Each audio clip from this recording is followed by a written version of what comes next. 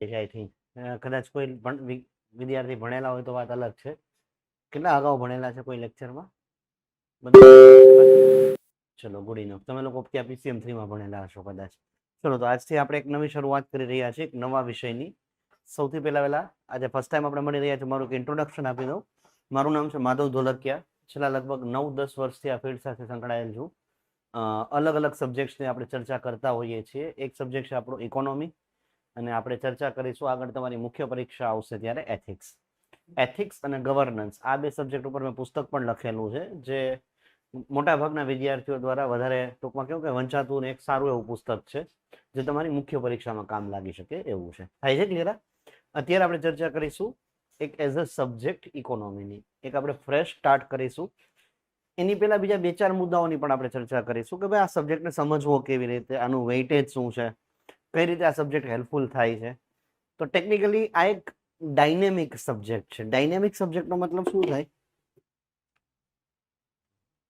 તો કે સતત બદલાતો હોય એ પ્રકારનો સબ્જેક્ટ. સિલેબસની અંદર નાના મોટા મુદ્દાઓ આપેલા છે. પ્રમાણમાં જો એકવાર કન્સેપ્ટ ક્લિયર થઈ જાય તો એકદમ ઇઝી સબ્જેક્ટ છે. થાય છે ક્લિયર? પણ ફર્સ્ટ ટાઈમ બેસીને આપણા કન્સેપ્ટ ક્લિયર થવા જોઈએ. સમજાણો મુદ્દા? બીજી વસ્તુ, એનું વેઇટેજ કેટલું છે?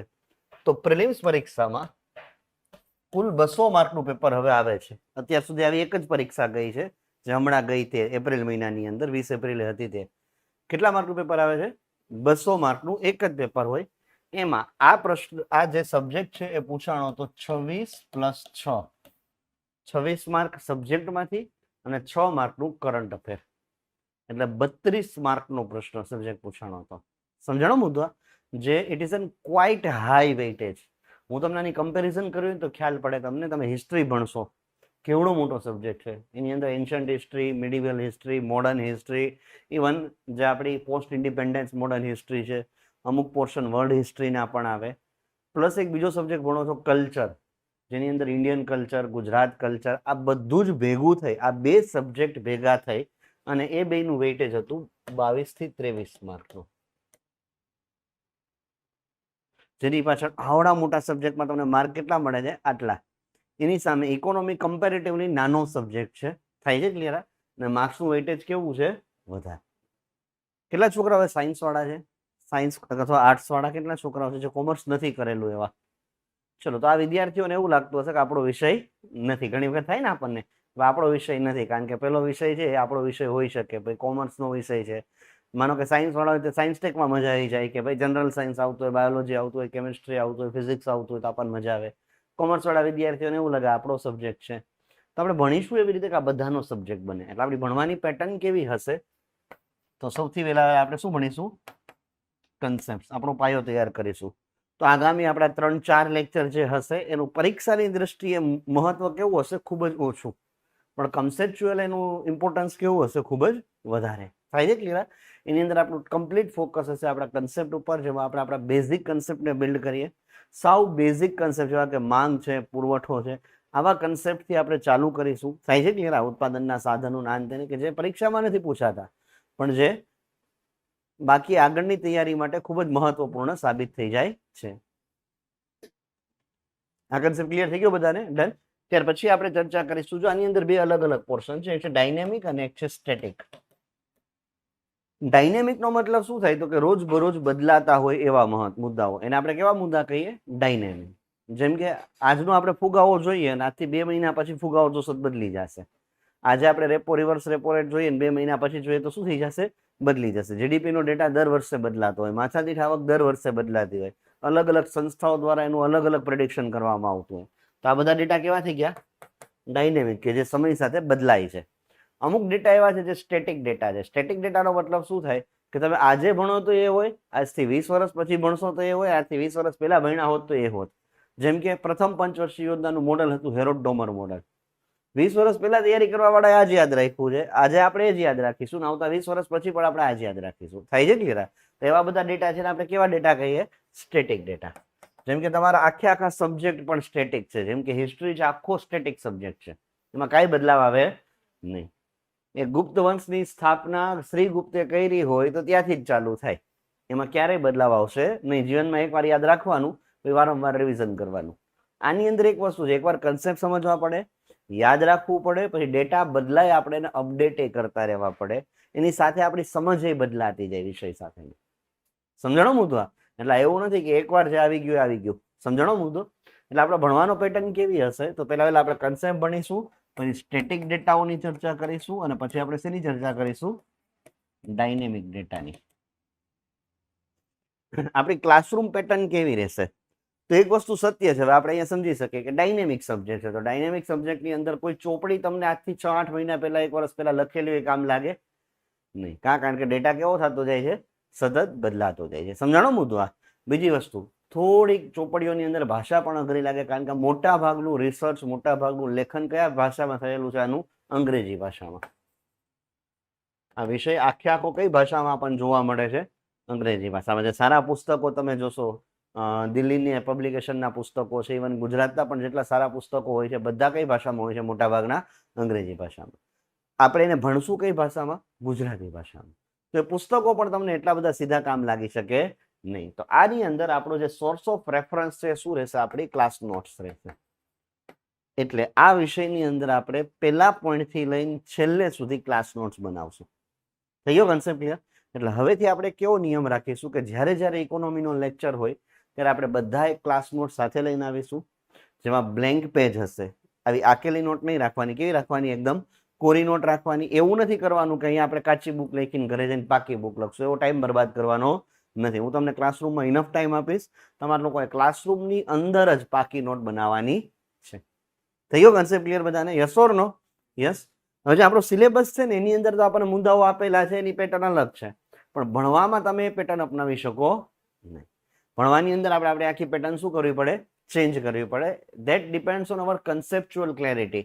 એટલે શરૂઆતની અંદર આપણે એવા મુદ્દાઓ ભણીશું કે જે ઇઝી હોય, પછી એ મુદ્દાનો ઉપયોગ થાય કોઈ બીજા મુદ્દાઓ પર, એનો ઉપયોગ થાય કોઈ ત્રીજા મુદ્દાઓ પર, અને આવી રીતે સબ્જેક્ટ બિલ્ડ થાય. એટલે આપણે આની આખી ક્રોનોલોજી છે અલગ રાખેલી છે.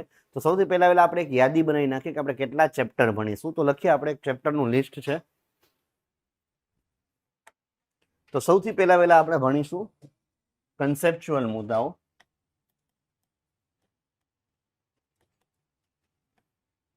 એમાં પહેલું ચેપ્ટર હશે આપણું જે આજે આપણે ભણીશું. અહીં આજે ભણવાની શરૂઆત કરીશું પ્રસ્તાવના, પછી આપણે ભણીશું ફુગાવો, પછી આપણે ભણીશું નાણાકીય બજારો, પછી આપણે ભણીશું નાણાકીય નીતિ, પછી આપણે ભણીશું રાજકોષીય નીતિ, પછી આપણે ભણીશું રાજકોષીય શિસ્ત,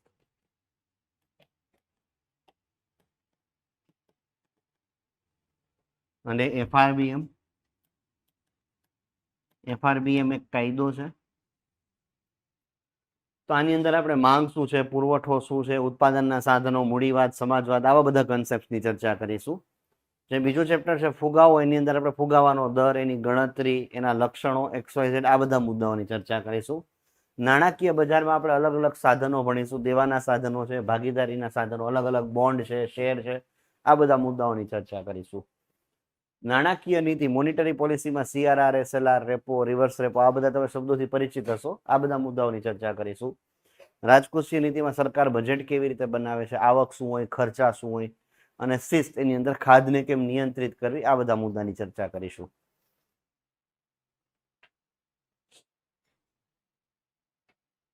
ડન. ત્યાર પછી એક શબ્દ છે નાણાં પંચ. સાંભળ્યું છે ક્યારે?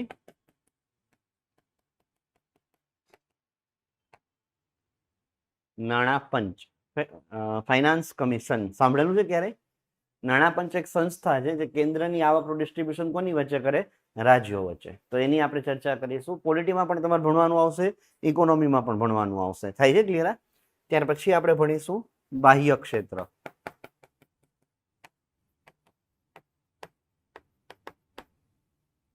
તમે જોતા હશો વારંવાર $1 બરાબર 80 રૂપિયા હતા, એની જગ્યાએ $1 બરાબર 85 રૂપિયા થઈ ગયા. આવો વિચાર આવે કે નહીં? તો કેમ થતું હશે? આવો વિચાર આવે ને કે ભાઈ આ તો ડોલરની સામે રૂપિયાનો ભાવ કેમ વધે, કેમ ઘટે? તો આવા જે કયા આપણા પ્રશ્નો છે એનો જવાબ આપણને ક્યાં મળશે? આ ચેપ્ટર ભણીશું ત્યારે. બાહ્ય ક્ષેત્ર. ડન.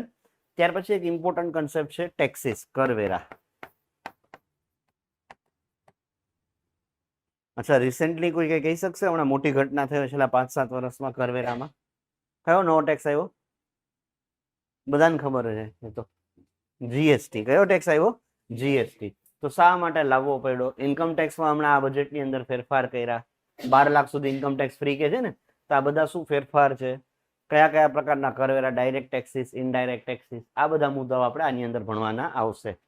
અને છેલ્લે આનું કન્ક્લુઝન છે રાષ્ટ્રીય આવક. એક શબ્દ તમે વારે વારે સાંભળતા હશો, GDP, per capita income, GNP, NDP, એની ગણતરી અલગ અલગ પ્રકારની. આ બધો શું કન્સેપ્ટ છે એને આપણે અહીંયા ભણીશું. આટલો કન્સેપ્ટ ક્લિયર થઈ ગયો છોકરાઓ પેલા બધાને? Yes or no? યસ. તો આ શું છે તો કે આપણા આખા એવા ચેપ્ટર્સ છે કે જે ચેપ્ટર આપણે કન્સેપ્ટના ભાગ તરીકે ભણીશું. ડન. મોટા ભાગના પુસ્તકોની અંદર ક્રોનોલોજી કેમાં પણ ફાવતી નથી. તો કે શરૂઆતમાં જે પહેલું ચેપ્ટર હોય ને પ્રસ્તાવના, પછી સીધું શું ભણાવે તમને? રાષ્ટ્રીય આવક. અને આ એક અઘરો વિષય છે. આ મેથેમેટિક્સ, સ્ટેટિસ્ટિકલ ડેટા છે ને એ આપણે વાંચીએ એટલે આપણું મગજ બંધ થઈ જાય. આપણે આગળ ઇકોનોમી તૈયારી કરવાની છોડી દઈએ. સમજાણો મુદ્દા? એટલે આપણે આવા જે બધા મુદ્દા છે, જો તમને આ બધી ખબર હોય તો તમને આ ખબર પડે. થયો કન્સેપ્ટ ક્લિયર? પછી આપણે ચર્ચા કરીશું જે સ્ટેટિક મુદ્દાઓ છે એની અંદર. નેક્સ્ટ સ્લાઇડમાં લખું? આ લખાઈ ગયું બધાને છોકરાઓ? સ્ટેટિક મુદ્દાઓમાં સૌથી પહેલા આપણે ચર્ચા કરીશું અર્થતંત્રનો ઇતિહાસ.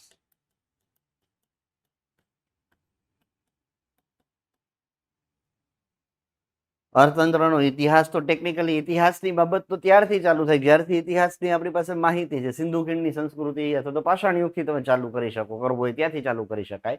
પણ એ આપણા પરીક્ષાઓ માટે ઇમ્પોર્ટન્ટ નથી. પરીક્ષા માટે ઇમ્પોર્ટન્ટ ક્યાંથી થાય છે તો કે બ્રિટિશ કાલીન અર્થતંત્ર. બ્રિટિશ કાળમાં કેવું હતું? આઝાદી બાદ, આઝાદી પછી આપણે શું લઈને આવ્યા ઇકોનોમીમાં? પ્લાનિંગ માટે પંચવર્ષીય યોજનાઓ.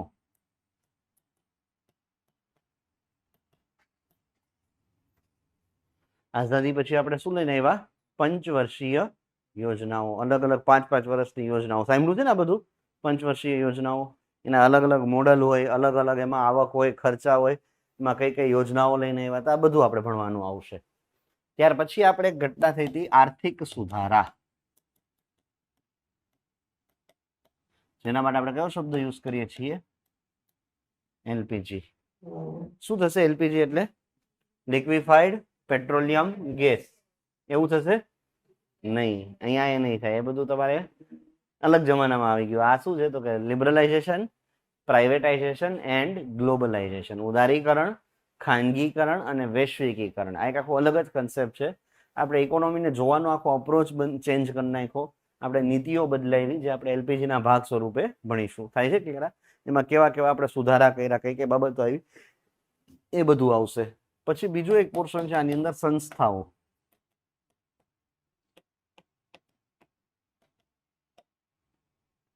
આ સિલેબસમાં તમારો મુદ્દા નંબર 1 છે આખે આખો, કે આઝાદી બાદ ભારતના અર્થતંત્રનો ઇતિહાસ, આયોજન માટેની સંસ્થાઓ, એના વિવિધ મોડલો, સમયાંતરેમાં આવતા ફેરફારો, આ બધા આપણો શું છે સિલેબસનો મુદ્દા નંબર 1 છે. તો સંસ્થાઓની અંદર જૂની સંસ્થા હતી આપણી આયોજન પંચ. કઈ સંસ્થા હતી? Planning commission. આયોજન પંચ. આયોજન પંચ ચાલુ છે? ખ્યાલ છે કોઈને છોકરાઓ? તો આયોજન પંચ આપણે બંધ કરી દીધું, એની જગ્યાએ એક નવી સંસ્થા આવી. કઈ છે? નીતિ આયોગ. નામ સાંભળ્યું છે? હા, તો આ નીતિ આયોગ, આયોજન પંચને શા માટે બંધ કરી? શા માટે નીતિ આયોગ લઈને આવ્યા? આ નીતિ આયોગ કામ કેવી રીતે કરે છે? એનું માળખું કેવું છે? કોની પાસે કેવા પાવર્સ છે? કેવી કેવી યોજનાઓ આ લઈને આવી છે? શું ચેન્જીસ આવ્યા એના કારણે ઇન્ડિયન ઇકોનોમીમાં? આ બધા મુદ્દાની ચર્ચા કરીશું. આ મેઇન્સ રિલેટેડ મુદ્દાઓ વધારે છે. ત્યાર પછી એક સંસ્થા છે રાષ્ટ્રીય વિકાસ પરિષદ, એનડીસી. હવે આનું મહત્વ ઘટી ગયું છે પરીક્ષાની દ્રષ્ટિએ, કન્સેપ્ચ્યુઅલ, પણ આપણે ચર્ચા કરી લઈશું. કદાચ એકાદો પ્રશ્ન ક્યારેક પડી જાય આડાવડો તો. થાય છે ક્લિયર? ડન. ચલો, આ હતા બધા સ્ટેટિક મુદ્દાઓ. પછી આપણે ચર્ચા કરીશું ડાયનેમિક મુદ્દાઓ.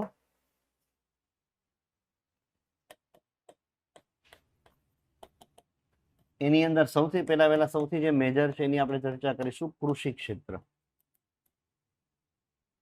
કૃષિ અને તેને સંલગ્ન આર્થિક પ્રવૃત્તિઓ, એમાં કૃષિ, પશુપાલન, મત્સ્યપાલન, બાગાયતી ખેતી, કૃષિને સંલગ્ન બાબતો, સિંચાઈ, આ બધી વસ્તુઓની ચર્ચા ભણીશું આપણે. અલગ અલગ ક્રાંતિઓ આવી હતી, કોઈને ખ્યાલ છે કોઈ નામ કોઈ ક્રાંતિનું? ગ્રીન રિવોલ્યુશન, હરિયાળી ક્રાંતિ થાય છે ક્લિયર. એવી શ્વેત ક્રાંતિ છે, પીળી ક્રાંતિ છે, બ્લુ ક્રાંતિ છે. આ દરેકે દરેક આપણે ક્રાંતિઓની ચર્ચા કરીશું, શા માટે લાવવી પડી, બધા મુદ્દાઓ. પછી આપણે ચર્ચા કરીશું ઉદ્યોગ અને એમએસએમઈ. એમએસએમઈ શબ્દ સાંભળેલો છે ક્યારેય? એમએસએમઈ એટલે નાના ઉદ્યોગો, micro small and medium enterprises. MSME એટલે શું? નાના જે ઉદ્યોગ હોય એને આપણે શું કહીએ? એમએસએમઈ. જે લાર્જ સ્કેલ ઇન્ડસ્ટ્રી હોય એ બધી ઉદ્યોગમાં આવશે. ઉદ્યોગોનું એક આખું વર્ગીકરણ આવે. માઇક્રો એટલે સાવ નાના ઉદ્યોગ, પછી સ્મોલ, પછી મીડિયમ અને પછી શું આવે? લાર્જ. તેમાં જે નાના છે micro small and medium A MSME ગણાય છે, અને લાર્જ છે એ બધા ઉદ્યોગો ગણાય છે. થાય છે ક્લિયર? તો એ ભણીશું. પછી આપણે ભણીશું આંતરમાળખું.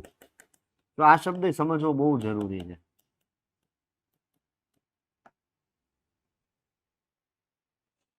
આંતરમાળખું એટલે શું થાય? What do you mean by infrastructure?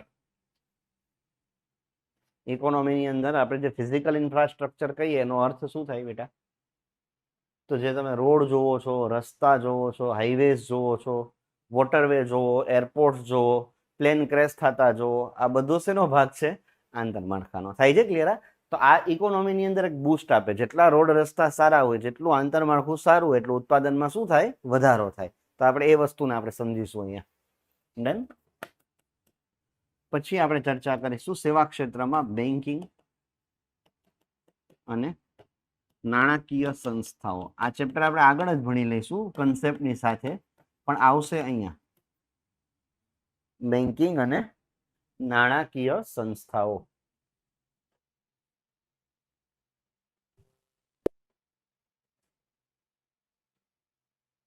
Done છે ગાઈસ? તો આમાં આરબીઆઈ ને બાકી બધી જે બેંકોના અંતેની શું કામ કરે છે એ ચર્ચા કરીશું. ત્યાર પછી આપણે એક મુદ્દો ભણવાનો આવશે, ડેમોગ્રાફી. જેની અંદર આપણે ભણીશું વસ્તી.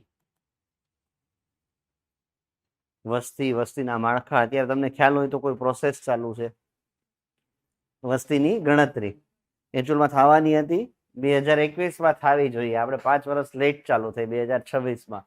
કોવિડ ને બીજા ઘણા બધા પોલિટિકલ મુદ્દાઓ અને ઘણી ઘટનાઓ હતી. થાય છે ક્લિયર? એટલે જે વસ્તી રિલેટેડ મુદ્દાઓ છે એ આમાં આવશે. પછી બીજું આવશે ગરીબી. ત્રીજું શું આવશે છોકરાઓ? શું ભોગવીએ છીએ આપણે બધા? બેરોજગારી. તો એ આપણે ભણીશું, એના પ્રકારો, એના કારણો, શા માટે આટલા બધા યુવાનો પાસે જોબ્સ નથી, સરકાર શું કામ કરે છે, કઈ કઈ યોજનાઓ છે, આ બધા મુદ્દા, મનરેગાના અંતે આ બધાની આપણે આમાં ચર્ચા કરીશું. બીજા નવા અલાઇડ કન્સેપ્ટ છે, ગીગ ઇકોનોમી, મૂન લાઇટિંગ, આ બધા મુદ્દાઓની ચર્ચા કરીશું. ડન.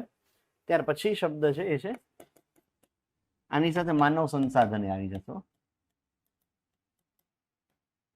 માનવ સંસાધનમાં કૌશલ છે, તાલીમ છે, એના માટે આપણે શું કામ કરી શકીએ, આ બધા મુદ્દાઓ આવી જશે. ત્યાર પછી અલગ અલગ સૂચકાંકો. અર્થતંત્ર માટે મહત્વના સૂચકાંકો. કેવા કેવા સૂચકાંકો હોઈ શકે? તો કે મલ્ટી ડાયમેન્શનલ પોવર્ટી ઇન્ડેક્સ છે, પછી હંગર ઇન્ડેક્સ છે, હ્યુમન ડેવલપમેન્ટ ઇન્ડેક્સ છે, માનવ વિકાસ સૂચકાંક. તો કેટલો દેશમાં વિકાસ થયો તેની અસર ક્યારે ખબર પડે? જ્યારે માણસોનો વિકાસ થાય છે કે નહીં. તો માણસોના વિકાસને આપણે આમાં વ્યાખ્યાયિત કરતા હોય છે. ડન. અને છેલ્લે આપણે સૌથી છેલ્લો જે ટોપિક છે એ છે કરંટ અફેર રિલેટેડ મુદ્દાઓ.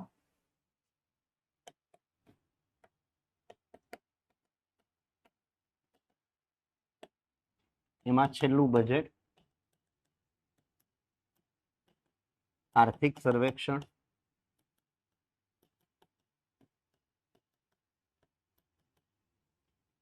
છેલ્લું બજેટ, આર્થિક સર્વેક્ષણ અને જરૂર જણાય તેટલું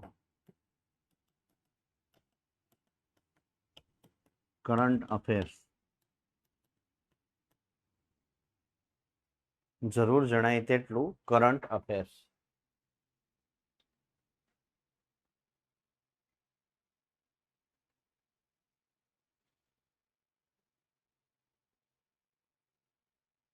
આ કોને જરૂર જણાય? મને જરૂર જણાય તેટલું. ડન? અહીંયા આપણે સ્પષ્ટતા કરી દઈએ. તો આની અંદર આપણે શું ભણીશું તો કે ભાઈ કેટલા નવા અલાઇડ મુદ્દાઓ છે, છેલ્લા બજેટમાં શું ઘટના થઈ, કઈ કઈ યોજનાઓ, સર્વેક્ષણ, ડેટાબેઝ થાય છે ક્લિયર, અને કરંટ અફેર. તો આ આપણા ચેપ્ટર્સ છે. હવે ભણવાની પેટર્ન શું હશે તો આપણે ભણીશું પીસીએમ, જે તમે શબ્દ સાંભળો છો ને વારે વારે જાહેરાતમાં નામ તેમાં, તો એ શબ્દ છે પ્રિલિમ્સ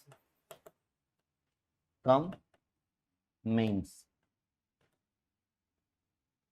એનો મતલબ એમ કે ટોપિક આપણે ભણીશું આખો. જો શરૂઆતની અંદર તો કન્સેપ્ચ્યુઅલ ટોપિક છે, તો નથી એનું પ્રિલિમ્સમાં એટલું ઇમ્પોર્ટન્સ, નથી એનું મેઇન્સમાં એટલું ઇમ્પોર્ટન્સ. એકાદ બે પ્રશ્નો પડ્યા હોય તો આપણે ચર્ચા કરી લઈશું. આગળ જેમ જેમ વધીશું, ખાસ કરીને મેઇન્સના મુદ્દાઓ કયા કયા છે, તો આ મેઇન્સમાં પૂછાતા મુદ્દાઓ છે. ઇવન આ ખાલી આપણા ઇકોનોમીમાં નહીં, પણ તમારો એક સબ્જેક્ટ છે ગવર્નન્સ, એમાં પણ પૂછાય છે. આની અંદર બીજા કયા કયા મુદ્દાઓ હોય છે? જો તો સમાવેશી વિકાસનો મુદ્દો છે, ટકાઉ વિકાસનો મુદ્દો છે. જે સમાવેશી વિકાસ છે એ ગવર્નન્સમાં પૂછાય છે, ટકાઉ વિકાસ છે એ પર્યાવરણમાં પૂછાય છે. તો બાકી બધા સબ્જેક્ટના ભાગ સ્વરૂપે તમારો આ સબ્જેક્ટ તો આવે જ છે. થાય છે ક્લિયર? તો આ બધા મેઇન્સના મુદ્દા છે. આ વધારે શેમાં કામ લાગશે? મેઇન્સમાં. તો આને આપણે જ્યારે ભણીશું ત્યારે મેઇન્સના પોઈન્ટ ઓફ વ્યૂથી ભણીશું. આ જે બધા ટોપિક છે પ્રિલિમમાં પણ કામ લાગે છે અને મેઇન્સમાં પણ કામ લાગે છે. તો આને આપણે ભણીશું પ્રિલિમ્સના પોઈન્ટ ઓફ વ્યૂથી. પહેલા આખો ટોપિક ભણીશું, પછી મેઇન્સમાં પૂછાયેલા પ્રશ્નો અને એને આપણે કઈ રીતે હેન્ડલ કરી શકાય એ બધા મુદ્દાઓની ચર્ચા કરીશું. અને આ જે છે આ બધા મોટા ભાગના મુદ્દાઓ આ પણ પ્રિલિમ્સ માટે પણ છે અને મેઇન્સ માટે. ખાસ કરીને આટલા મુદ્દાઓ મેઇન્સમાં બહુ પૂછાય છે.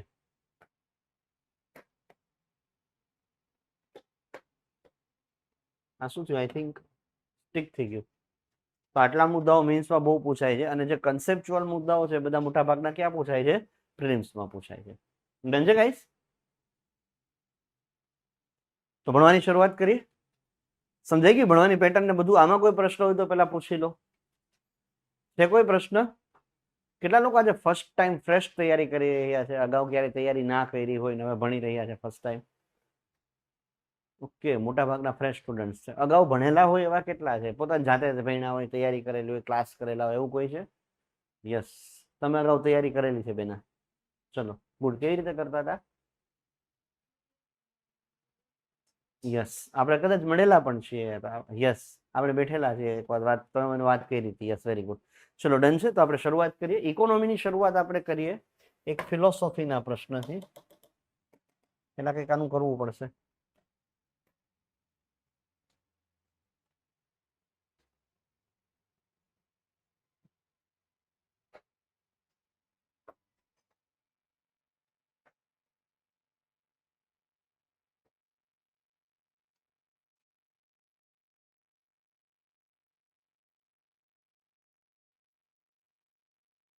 બે મિનિટ.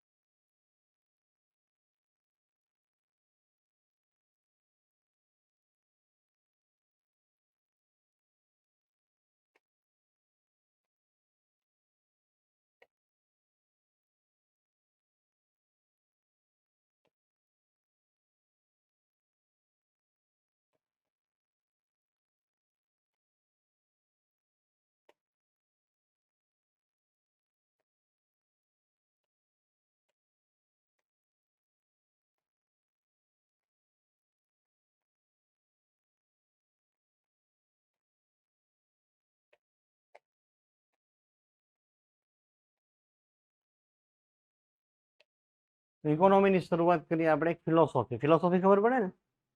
હે, દર્શન શાસ્ત્ર. માણસ નવરો બેઠો બેઠો વિચારતો હોય. તમે ક્યારેક આમ નવરા બેઠા હોય, બસમાં જતા હોય, ઘરમાં સૂતા હોય, બેડ ઉપર વિચારો હું કોણ છું, હે, આ દુનિયાનો સાર શું છે, આટલી બધી સમસ્યાઓ શા માટે છે જીવનમાં, આ બધી સમસ્યાઓનું સમાધાન શું થાય છે? ક્લિયર? તો આપણે આપણા બધાના જીવનમાં સમસ્યાઓ છે, હા કે ના? નાની મોટી સમસ્યાઓ તો રહેલી જ છે. આપણે જો સવારના પોરમાં ઉઠીને મહેનત કરવા માટે અહીંયા પહોંચી ગયા, અત્યારે કેવા આરામથી હોતા હતા, કેવું મસ્ત મજાનું વાતાવરણ છે, છતાં આપણે મહેનત કરવા અહીંયા આવ્યા. ઘણા લોકો બહારગામથી આવે છે, અહીંયા રહેતા હશે, હોસ્ટેલની અંદર સહન કરતા હશે, જે ખાવાનું આપે ખાઈ લેતા હશે. આ દરેકે દરેક સમસ્યાઓ આપણે બધા ભોગવી રહ્યા છે. દરેક વ્યક્તિના જીવનમાં સમસ્યા છે. આ સમસ્યાનું કારણ શું હોઈ શકે? આ દરેકે દરેક દુનિયામાં જે સમસ્યાઓ દેખાય છે એનું મૂળ કારણ શું હોઈ શકે? બોલો, ચર્ચા કરી છે ને આપણે. હા, તો શું હોઈ શકે તમારા પોઈન્ટ ઓફ વ્યૂથી, તમારી ફિલોસોફીના પોઈન્ટ ઓફ વ્યૂથી શું હોઈ શકે? સમસ્યાઓ શા માટે છે આપણા જીવનમાં? યસ, બોલો મિત્ર, લાસ્ટમાં પહેલા તો ત્યાંથી ચાલુ. એક તો અપેક્ષા હોઈ શકે. યસ, જો અપેક્ષા છે તો સમસ્યા છે, અપેક્ષા નથી તો કોઈ માથાકૂટ નથી. યસ જી, આપ કઈ કહેશો મિત્ર? તમારી રીતે જે મનમાં હું છે એ કહેવાનું છે. બોલો મિત્ર, કોઈ પણ વ્યક્તિ બોલી શકે છે. જી બેના, નેગેટિવ પોઈન્ટ ઓફ વ્યૂ સમસ્યા, પોઝિટિવ પોઈન્ટ ઓફ વ્યૂ વાળાની સમસ્યા છે, નેગેટિવ વાળાને છે એવી રીતે. યસ, બોલો, શા માટે સવારમાં ઉઠીને વહેલું આવવું પડે છે? જી મિત્ર, આવી સરસ મજાની ઊંઘ છોડીને જીવનમાં કંઈક જોતું હોય. શા માટે જોતું છે? મૂળે મુદ્દો તો એ જ છે ને, શા માટે જોતું છે? જીવન નિર્વાહ કરવા માટે. એટલે જીવન નિર્વાહ માટે આપણે શું છે, અલગ અલગ જરૂરિયાતો છે. શું છે? જરૂરિયાત છે. કાં તો શું છે? ઈચ્છા છે. ના, બધી સમસ્યાની જનની છે. જો આપણે જરૂર ન હોત તો આપણે સવારના પોરમાં આપણી ઊંઘ બગાડીને અહીંયા પહોંચ્યા હોત નહીં. જો આપણે ઈચ્છાઓ છે, સમસ્યા, આપણે જરૂરિયાતો છે, રોટી કપડા મકાનની જરૂરિયાત છે, આઈફોન BMW ની ઈચ્છા છે, થાય છે ક્લિયર?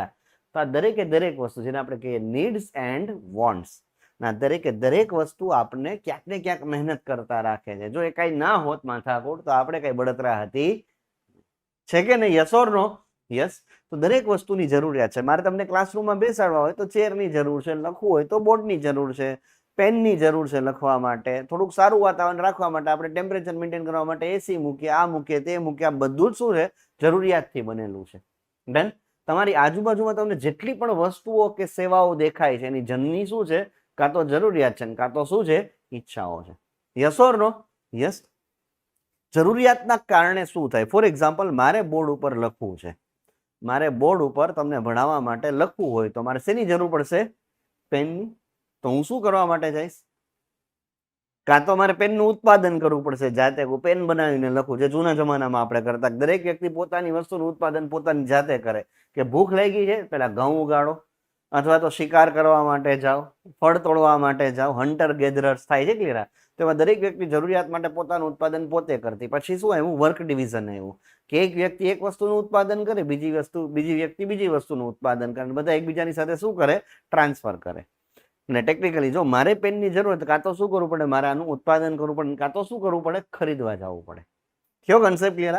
તો નીચે કોઈ દુકાન વાળો હોય, શોપ વાળો હોય, એને એમ કહો ભાઈ મને પેન આપો, મારે બોર્ડ ઉપર લખવું છે. તો મેં ટેકનિકલી શું ક્રિએટ કરી? કહેવાય ડિમાન્ડ. જો હું પેન ખરીદવા માટે જાઉં તો મેં શું ઊભી કરી? કહેવાય અહીંયાથી ઇકોનોમી ચાલુ થઈ ગયું. જરૂરિયાત હતી ત્યારથી શું સર્જાણું? માંગ. અને માંગ સર્જાય એટલે શું ચાલુ થઈ ગયું? ઇકોનોમી ચાલુ થઈ ગયું. થાય છે ક્લિયર? માંગનો મતલબ શું થાય? કે જ્યારે કોઈ ખરીદદાર, જ્યારે કોઈ બાયર, વપરાશકર્તા કોઈ પણ વસ્તુ ખરીદવા માટે રાજી હોય અને જરૂરી નાણાંનો પુરવઠો લઈ અને ખરીદવા માટે જાય. સમજાણો મુદ્દો? એને આપણે શું કહીશું? માંગ. આપણા બધાની ઈચ્છા છે કે આપણી પાસે BMW હોય, આપણી પાસે ઓડી હોય, રોલ્સ રોય હોય, પણ એને આપણે ડિમાન્ડ કહી શકીએ નહીં. ઈચ્છા હોવી એ ડિમાન્ડ નથી. પણ જ્યારે તમે પૈસાનો ઢગલો લઈ ને રોલ્સ રોય વાળા ભાઈને જઈને કહો લાવ ભાઈ મને રોલ્સ રોય આપ, તો એને આપણે શું કહીશું? માંગ. થઈ ગયો કન્સેપ્ટ ક્લિયર બધાને? Yes or no? યસ. તો ઈચ્છાઓ તો કરોડો છે, પણ એમાંથી જે તમે ખરીદવા માટે નીકળો, નાણાંનો જથ્થો લઈ અને ખરીદવા માટે જાઓ, તમે દુકાનદારને કહો કે ભાઈ મને તમે આ વસ્તુ આપો, તો તમે શું ક્રિએટ કરી? કહેવાય ડિમાન્ડ. આટલો કન્સેપ્ટ ક્લિયર થઈ ગયો? Yes or no? યસ. માંગ સર્જાય તો સામે શું પૂરું પાડવું પડે? સપ્લાય. હું આ પેન ખરીદવા માટે જાઉં, દુકાનદારને કહું કે ભાઈ મને પેન આપ, આલ્યા એના 200 રૂપિયા 300 રૂપિયા જે થતા હોય, તો એ મને આપશે કે નહીં pen? Yes or no? Yes. તો એને મને જે આપી પેન એને આપણે શું કહીશું? પુરવઠો. થઈ ગયો કન્સેપ્ટ ક્લિયર? એટલે માંગ સર્જાય એ માંગની પૂર્તિ માટે શું પૂરું પાડે? પુરવઠો. જે માંગની પૂર્તિ થાય ઘટનાને આપણે શું કહીએ? પુરવઠો. ટેકનિકલ વ્યાખ્યા કહીએ તો કે કોઈ વેચાણકાર કોઈ વસ્તુ વેચવા માટે રાજી હોય, થાય છે ક્લિયર, એને આપણે શું કહીશું? પુરવઠો.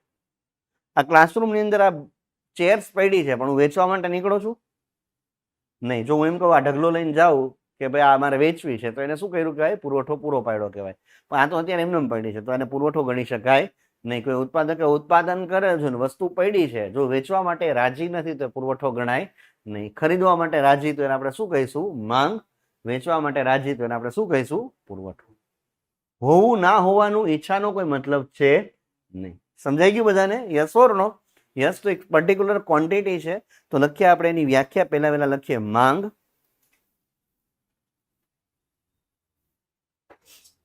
તેમાં લખો જ્યારે વપરાશકાર કૌંસમાં લખો ખરીદદાર, જ્યારે વપરાશકાર અથવા તો ખરીદદાર જરૂરી નાણાંનો જથ્થો લઈ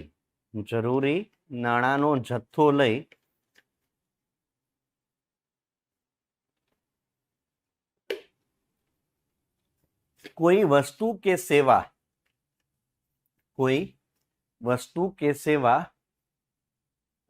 ખરીદવાની તૈયારી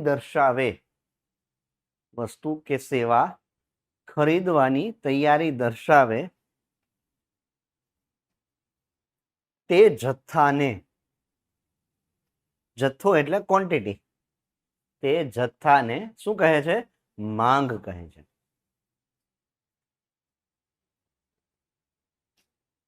ડન. બીજી આપણે વ્યાખ્યા લખીએ પુરવઠો.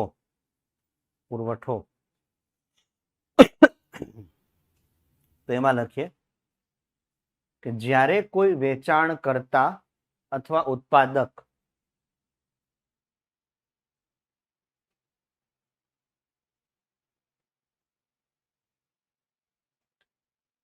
કોઈ નિશ્ચિત કિંમત પર અથવા વિના મૂલ્યે, આ પણ યાદ રાખીશું, કોઈ નિશ્ચિત કિંમત પર અથવા વિના મૂલ્યે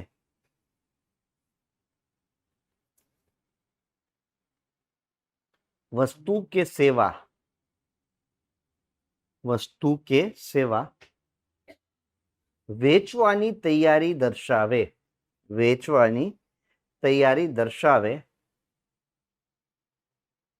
તે જથ્થાને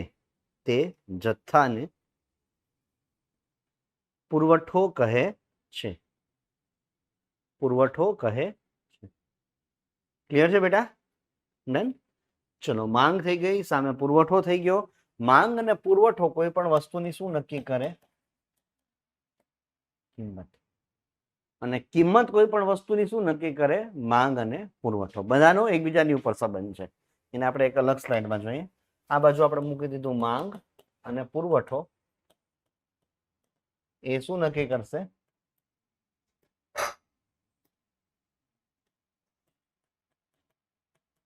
કિંમત.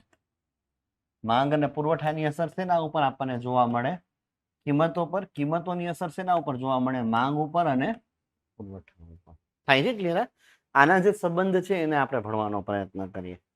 તો પહેલો આપણે સંબંધ સમજીએ કે પેલા માંગ અને પુરવઠાની અસર કોની ઉપર આપણે જોઈએ છીએ? કિંમત ઉપર. કે જો માંગ વધે, ડિમાન્ડ વધે, સામે સપ્લાય ના વધે, થાય છે ક્લિયર? તો કિંમત શું થશે? વધશે કે ઘટશે? માંગ વધે છે, લોકો વધુ ખરીદવા માટે તૈયાર છે, પણ સામે વેચવા વાળું કોઈ નથી, સપ્લાય નથી એટલી બધી, ઉત્પાદન એટલું બધું નથી, તો કિંમત વધશે કે ઘટશે? વધશે. થાય છે ક્લિયર? માંગ એટલી ને એટલી છે, પણ પુરવઠો વધી જાય, સપ્લાય કરવા વાળા સપ્લાય કરે છે, પણ ખરીદવા વાળું કોઈ નથી. સમજાણો મુદ્દો? તો કિંમતો વધશે કે ઘટશે? ઘટશે. થઈ ગયો કન્સેપ્ટ ક્લિયર? તો લખીએ પહેલા એ કરીને લખો માંગ અને પુરવઠાની કિંમતો પર અસર. માંગ અને પુરવઠાની કિંમતો પર અસર. એમાં નિયમ નંબર 1,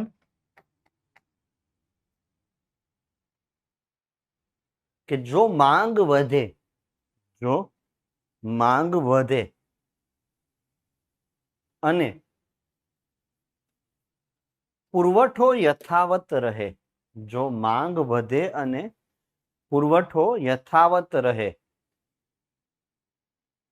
તો કિંમતોમાં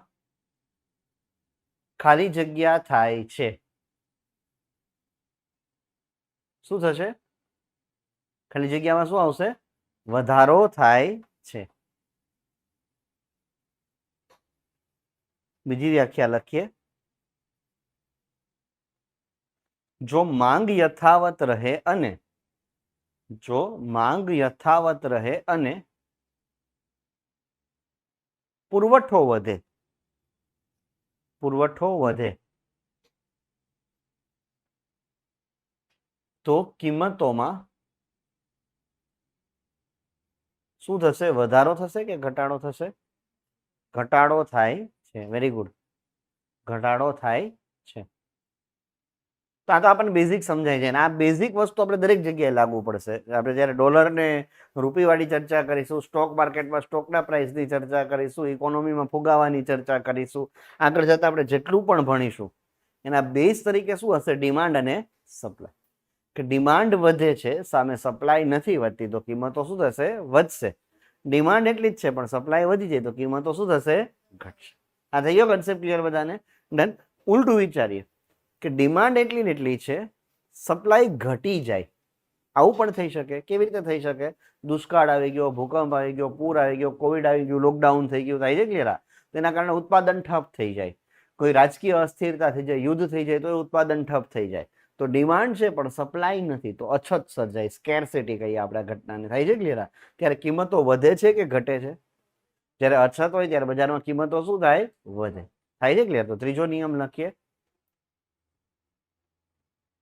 કે જો માંગ યથાવત હોય, માંગ યથાવત હોય અને માંગ યથાવત હોય અને પુરવઠો ઘટે, પુરવઠો ઘટે તો અછત સર્જાતા, તો અછત સર્જાતા કિંમતો શું થાય છે? વધે છે. અછત સર્જાતા કિંમતો વધે છે. ઉલટું વિચારીએ, પુરવઠો એટલો ને એટલો છે, ડિમાન્ડ ઘટી જાય, લોકો છે એ વસ્તુનો ઉપયોગ કરવાનું બંધ કરી દે.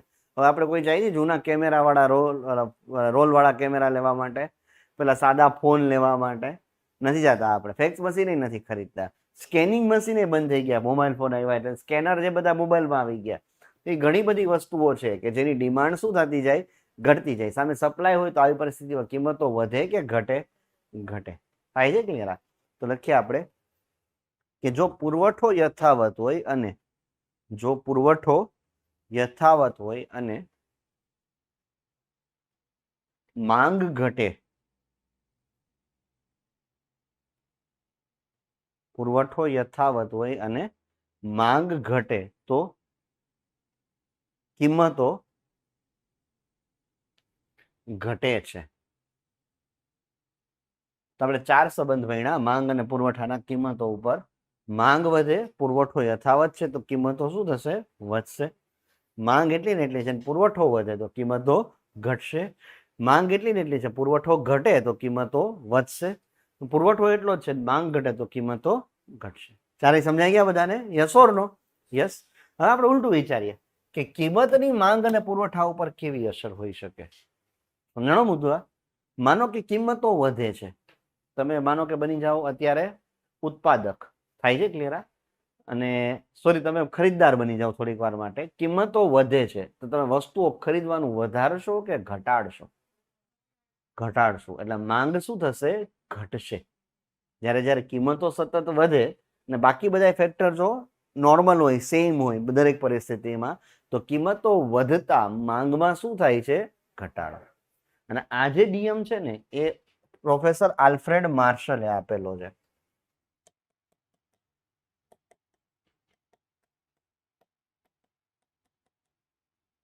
આને આપણે કહીએ છીએ માંગનો નિયમ. આના માટે આપણે કયો શબ્દ યુઝ કરીએ છીએ? માંગનો નિયમ.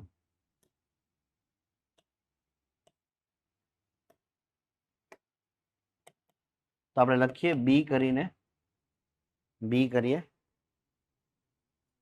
એ છે કિંમતોની માંગ અને પુરવઠા પર અસર. કિંમતોની માંગ અને પુરવઠા પર અસર. એમાં 1 કરીને લખીએ માંગનો નિયમ. માંગનો નિયમ. એમાં લખીએ કે જો અર્થતંત્રમાં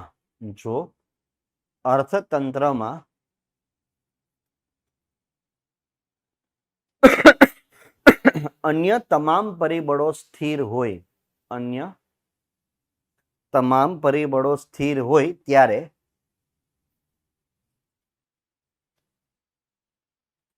કિંમતો વધતા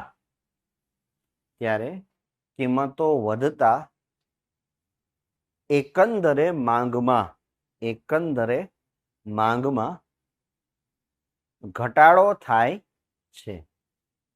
એકંદરે માંગમાં ઘટાડો થાય છે. આમ કિંમતો સાથે માંગ કયા પ્રમાણમાં છે? સીધા પ્રમાણમાં કે વ્યસ્ત પ્રમાણમાં? વ્યસ્ત પ્રમાણમાં જોડાયેલ છે અથવા તો વ્યસ્ત સંબંધ ધરાવે છે. કિંમતો સાથે માંગ વ્યસ્ત સંબંધ ધરાવે છે. થઈ ગયો કન્સેપ્ટ ક્લિયર? જેમ જેમ કિંમતો વધશે એમ માંગ શું થશે? ઘટશે. ના નિયમ કોણે આપ્યો? નામ લખી નાખો એટલે લખી નાખો, પ્રોફેસર આલ્ફ્રેડ માર્શલ. અચ્છા, હંમેશા સાચું છે? દરેક વસ્તુમાં આવું થશે? Very good. તો આની અંદર આપણને અપવાદ જોવા મળે છે. તો લખીએ જેમાં નીચે મુજબની વસ્તુઓ અપવાદરૂપ છે. એમાં કઈ કઈ વસ્તુ આવશે? એમાં એ કરીને લખીએ સ્મોલ એ. જો માનો કે ગમે એટલી કિંમત વધે છે, તમે ક્યારે ઘઉં, ચોખા, શાકભાજી ખરીદવાનું ટાળશો? પેટ્રોલ, ડીઝલ ખરીદવાનું ટાળશો? તો એમાં કિંમતો વધતા માંગ ઘટતી નથી. એની તો માંગ એકંદરે કેવી હોય? સ્થિર હોય. વસ્તી વધતા ધીમે ધીમે માંગ વધે, જીવન ધોરણ સુધરતા માંગ વધે. એને કિંમતો સાથે કોઈ સીધો સંબંધ હોતો નથી. થયો કન્સેપ્ટ ક્લિયર? કોઈ પ્રકારનો સંબંધ હોતો નથી. આવી જે વસ્તુઓ છે એને આપણે કહીએ છીએ ગિફન વસ્તુઓ. આ ગિફન નામના ઇકોનોમિસ્ટે આપેલી છે એટલે આપણે શું નામ પાડી દીધું? ગિફન વસ્તુઓ. તમે કાલ ઉઠીને આપો, તમારા નામે આપણે બનાવી નાખશું. કઈક થાય છે ક્લિયર? તો ગિફન વસ્તુઓનો મતલબ શું છે? તો લોકો એવી જીવન જરૂરી વસ્તુઓ કે જેની માંગમાં, એવું લખજો ને, કે જેની માંગમાં કિંમતોનું પરિબળ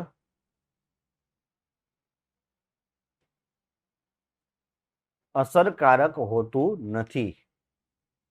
જેની માંગમાં કિંમતોનું પરિબળ અસરકારક હોતું નથી. ફોર એક્ઝામ્પલ, ઘઉં, ચોખા, શાકભાજી, પેટ્રોલ, ડીઝલ વગેરે. ઘઉં, ચોખા, શાકભાજી, પેટ્રોલ, ડીઝલ વગેરે.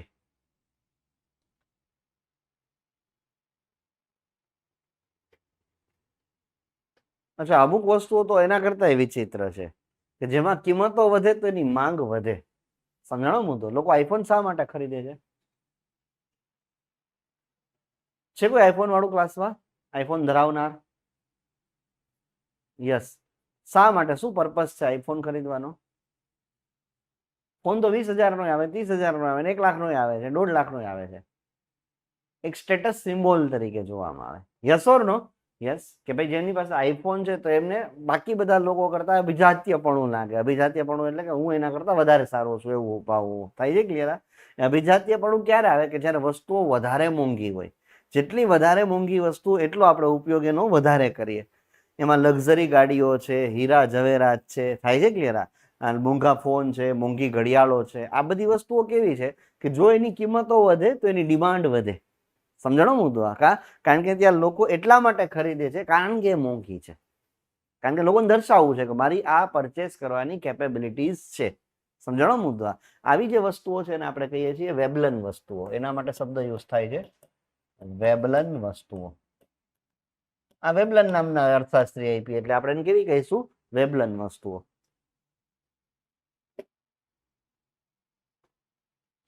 તો એમાં લખીએ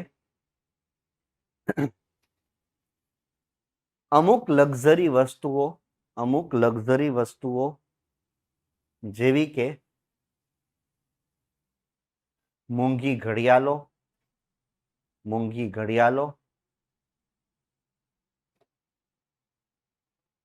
ગાડીઓ, લક્ઝરી ગાડીઓ, આઈફોન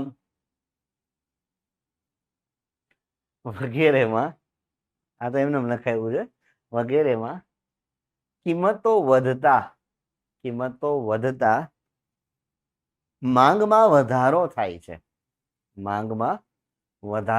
છે. આથી આવી વસ્તુઓ માંગના નિયમને અનુસરતી નથી.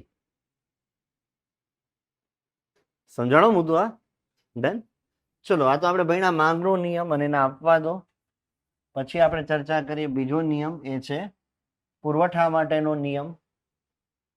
તો લખીએ આપણે બીજું પુરવઠાનો નિયમ.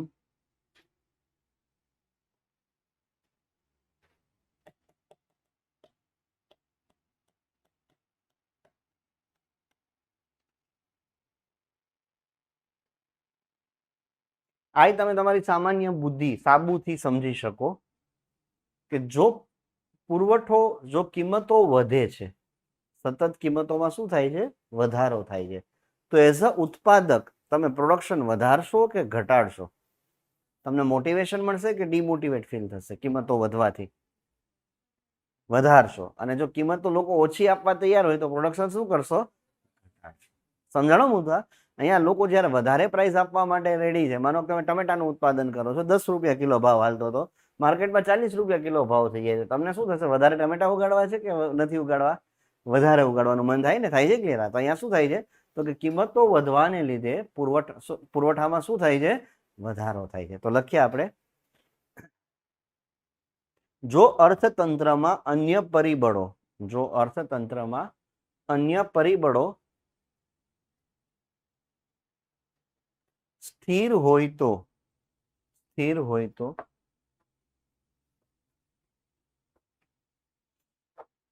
કિંમતો વધવાથી પુરવઠામાં વધારો થાય છે. કિંમતો વધવાથી પુરવઠામાં વધારો થાય છે. આમ કિંમતો સાથે પુરવઠો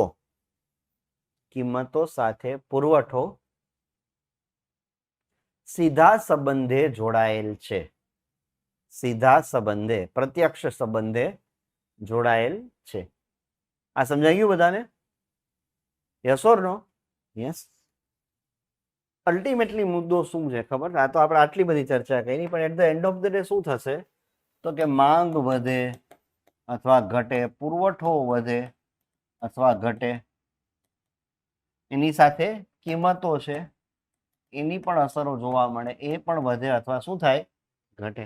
થાય છે ક્લિયર? આ બધું એકબીજા સાથે એકબીજાને શું કરતું થાય? બેલેન્સ કરતું થાય. કે સતત માંગ વધે છે તો સતત કિંમતો શું થશે? વધશે.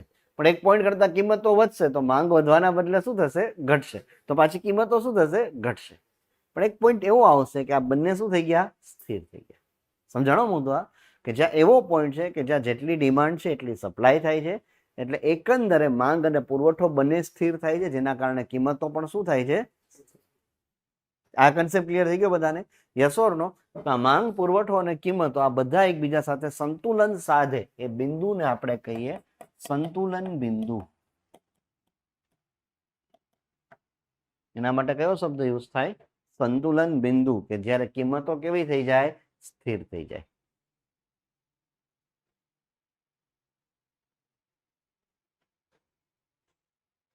તો લખીએ સંતુલન બિંદુ એવી પરિસ્થિતિ છે, સંતુલન બિંદુ એવી પરિસ્થિતિ છે કે જ્યાં પુરવઠો માંગ સાથે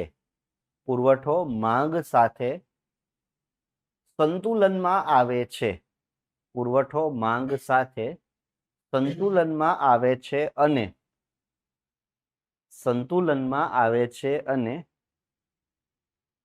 કિંમતો સ્થિર થાય છે.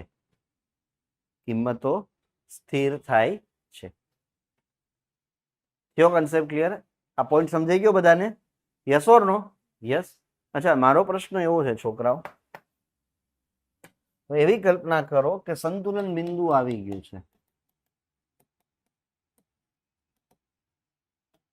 આવી પરિસ્થિતિમાં માંગમાં વધારો થાય છે, ત્યારે કિંમતોની પરિસ્થિતિ શું હશે? ઉત્પાદનની પરિસ્થિતિ શું હશે? સંતુલન બિંદુ આવી ગયું છે, એનો મતલબ કે જેટલી માંગ છે એટલો શું છે? પુરવઠો છે. અને આવી પરિસ્થિતિમાં ધીમે ધીમે માંગમાં સ્થિર શું થાય છે? વધારો. ત્યારે કિંમતો, અને આ સંતુલન છે કન્ટિન્યુ ચાલુ છે, એવું નથી સંતુલન તૂટી ગયું છે, સંતુલન પણ કન્ટિન્યુ શું છે? ચાલુ છે. તો આવી પરિસ્થિતિમાં કિંમતો વધશે કે ઘટશે, અને ઉત્પાદન વધશે કે ઘટશે કે સ્થિર રહેશે? તમારે આ વિચારીને કહેવાનું છે મને. પ્રશ્ન સમજાઈ ગયો બધાને? ફરીથી એકવાર સમજાવું. માનો કે 100 વસ્તુની ડિમાન્ડ છે, થઈ છે ક્લિયર? સામે સપ્લાય પણ કેટલી વસ્તુઓની થાય છે? 100 વસ્તુની. ત્યારે કિંમત કેટલી છે? 10 રૂપિયા ફોર એક્ઝામ્પલ. થાય છે ક્લિયર? ધીમે ધીમે ડિમાન્ડમાં વધારો થાય છે, 110 છે, અને કિંમતો પણ સ્થિર રહે છે. આવી પરિસ્થિતિમાં 10 રૂપિયા જ રહે છે. આવી આપણે કલ્પના કરીએ, કારણ કે સંતુલન બિંદુ છે તો કિંમતો તો કેવી હોવાની? સ્થિર હોવાની. તો આવી પરિસ્થિતિમાં ઉત્પાદન વધશે કે ઘટશે કે સ્થિર રહેશે?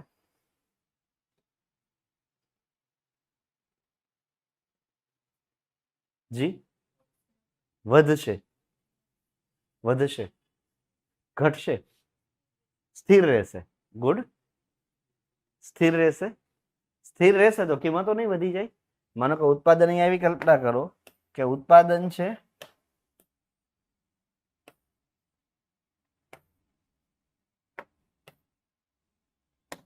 માનો કે એવી કલ્પના કરો કે ઉત્પાદન 100 નું જ રહે છે, તો કિંમતો 10 રૂપિયા જળવાઈ રહેશે?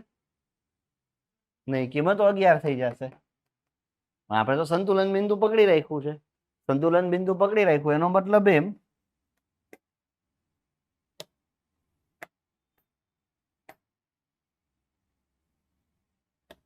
કે સંતુલન બિંદુ છે એનો મતલબ એમ કે કિંમતો તો હંમેશા કેવી રહે છે? સ્થિર જ રહે છે.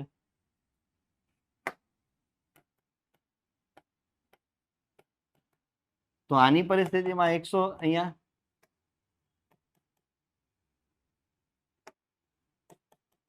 120 થાય તો એ કિંમતો કેટલી છે? 10 રૂપિયા. 130 થાય તો એ કિંમતો કેટલી છે? 10 રૂપિયા.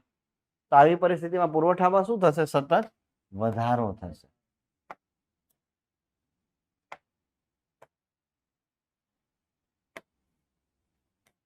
અહીંયાથી જશે 110, આ બોર્ડ બહુ પહેલું છે, 120, 130. સમજાણો મુદ્દો? જો સંતુલન તમારે કન્ટિન્યુ રાખવું છે અને માંગ વધે છે તો પુરવઠો પણ શું થતો જાય? સતત વધતો જાય. અને પુરવઠો આપણે કેવી રીતે પૂરો પાડીએ છીએ? ઉત્પાદન દ્વારા. તો ઉત્પાદનની સાથોસાથ શું થશે? વધશે. સમજાણો મુદ્દો? જો સંતુલન જળવાઈ રહ્યું છે અને માંગ ઘટે છે તો ઉત્પાદન શું થશે? ઘટશે. સમજાણો મુદ્દો? કારણ કે સંતુલનનો નિયમ એ છે કિંમતો કેવી છે? સ્થિર છે. તો માંગ અને પુરવઠો કેવા રાખવા પડે? સમાન. તો જો માંગ ઘટે તો પુરવઠો ઘટે, અને જો માંગ વધે તો પુરવઠો વધે. થાય છે ક્લિયર? તો લખીએ સંતુલનની પરિસ્થિતિમાં કિંમતો હંમેશા સ્થિર રહે છે. સંતુલનની પરિસ્થિતિમાં કિંમતો હંમેશા સ્થિર રહે છે. ત્યારે બે પ્રકારની સંભાવનાઓ જોવા મળે છે. બે પ્રકારની સંભાવનાઓ જોવા મળે છે. 1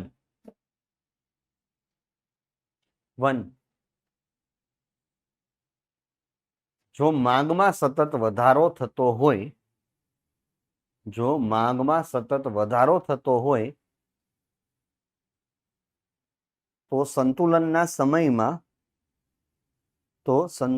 સમયમાં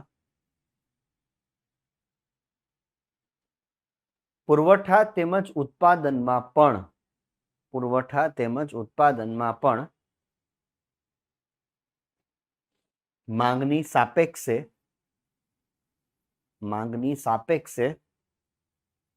સતત વધારો થાય છે. બીજો મુદ્દો, આનાથી ઉલટું લખવાનું છે ને હવે, કે જો માંગમાં સતત ઘટાડો થતો હોય તો પુરવઠા અને ઉત્પાદનમાં પણ માંગની સાપેક્ષે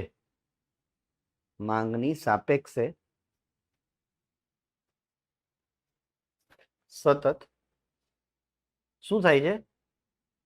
ઘટાડો થાય છે. અહીંયાથી છોકરાનો પ્રશ્ન નીકળ્યો હતો આ જીપીએસસીમાં પ્રિલિમ્સમાં, કે એક એવી પરિસ્થિતિ છે કે જ્યાં સંતુલન બિંદુ સ્થાપિત થઈ ગયું છે અને એવી પરિસ્થિતિમાં માંગમાં સતત વધારો થાય છે, તો નીચેનામાંથી કઈ પરિસ્થિતિ હશે? પહેલી પરિસ્થિતિ કીધી કે ઉત્પાદન અને કિંમતો બંને વધશે.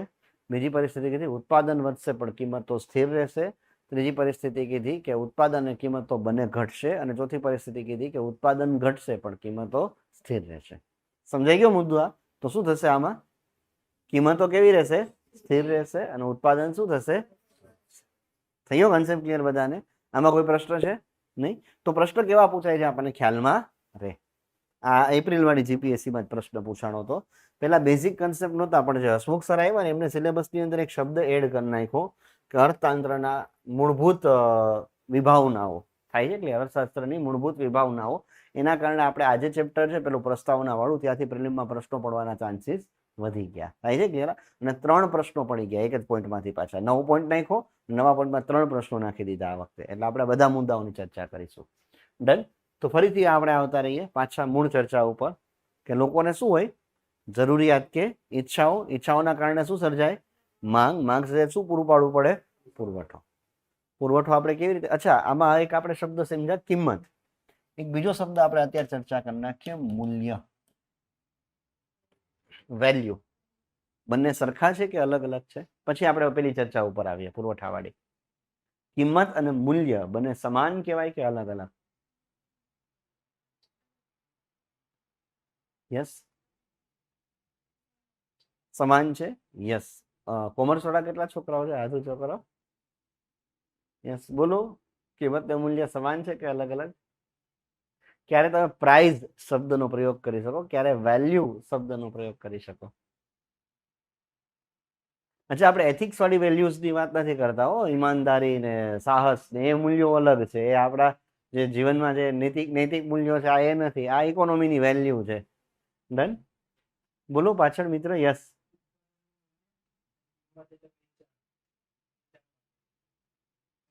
અચ્છા, ઘણી વસ્તુ એવી છે કે જેનું મૂલ્ય બહુ વધારે છે પણ કિંમત શૂન્ય છે. જેમ કે સૂર્યપ્રકાશ, એનું મૂલ્ય કેવું છે? વધારે, પણ તમે કોઈ કિંમત પે કરો છો? નહીં. ઘણી વસ્તુ એવી છે કે જેનું મૂલ્ય ઓછું છે પણ કિંમતો વધારે ચૂકવે છે. જેમ કે ડાયમંડ, હીરા. એના વગર કોઈ મરી ગયું? નહીં. એવું થયું કે આ વ્યક્તિ પાસે હીરા નથી તો બહુ ખરાબ પરિસ્થિતિ, એવું થયું નહીં. પણ એની કિંમતો કેવી છે? ખૂબ વધારે. તો કિંમતો શું છે? તો કિંમતો એ નાણાંનો જથ્થો દર્શાવે છે કે જે કોઈ પણ વસ્તુ કે સેવાનો ઉપયોગ કરવા કે ખરીદવા માટે તમે ચૂકવો છો. અને કિંમતો હંમેશા શેમાં હશે? પૈસામાં, નાણાંના જથ્થામાં હશે. સમજણો મુદ્દો આ. જ્યારે મૂલ્ય શું છે તો કે એના ઉત્પાદન પાછળ શું મહેનત લાગેલી છે અથવા તો એ રિસોર્સ કેટલો મહત્વનો છે, એની ઉપયોગિતા કેટલી છે, એનું વિનિમય કેટલું છે, એના આધાર ઉપર જે નક્કી થાય આપણે શું કહીએ? મૂલ્ય. ટેકનિકલી વિનિમય મૂલ્ય એ જ કિંમતો છે, પણ મૂલ્ય ઉપયોગિતા મૂલ્ય હોઈ શકે છે. સમજાણો મુદ્દો આ? તો લખીએ આપણે કિંમત અને મૂલ્ય. હેડિંગ બનાવો, કિંમત અને મૂલ્ય. કિંમત અને મૂલ્ય. તો લખીએ કિંમત એટલે કોઈ પણ વસ્તુ કે સેવા ખરીદવા, કોઈ પણ વસ્તુ કે સેવા ખરીદવા કે શું થયું? નોટબુક પૂરી થઈ ગઈ મિત્ર? હે? ફોન આવ્યો. અચ્છા. કોઈ પણ વસ્તુ કે સેવા ખરીદવા કે તેનો ઉપયોગ કરવા, વપરાશ કરવા, ટૂંકમાં કે તેનો વપરાશ કરવામાં, વપરાશ કરવાના બદલામાં, વપરાશ કરવાના બદલામાં ચૂકવવામાં આવતો નાણાંનો જથ્થો. સમજાઈ ગઈ વ્યાખ્યા?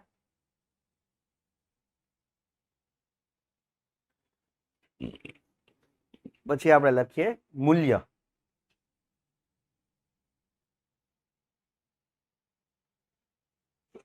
તો એમાં લખીએ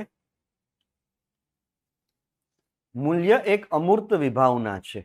મૂલ્ય એક અમૂર્ત વિભાવના છે. એને તમે સ્પેસિફિકલી ડિફાઇન ના કરી શકો. એક વસ્તુ યાદ રાખીશું, જે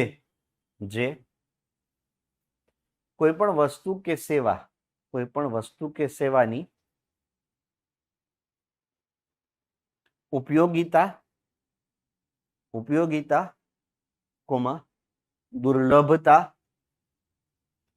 દુર્લભતા કે તેના ઉત્પાદન પાછળ લાગેલ સમય અને સંસાધનના સંદર્ભમાં નક્કી થાય છે.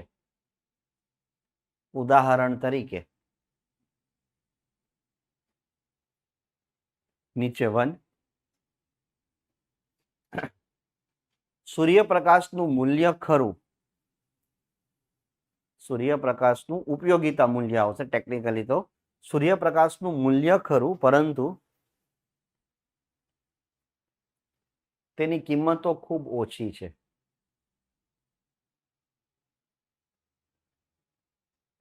બીજું હીરા, ડાયમંડ, હીરા. બીજું હીરાનું ઉપયોગિતા મૂલ્ય ઓછું, હીરાનું ઉપયોગિતા મૂલ્ય ઓછું છે, અલ્પવિરામ, પરંતુ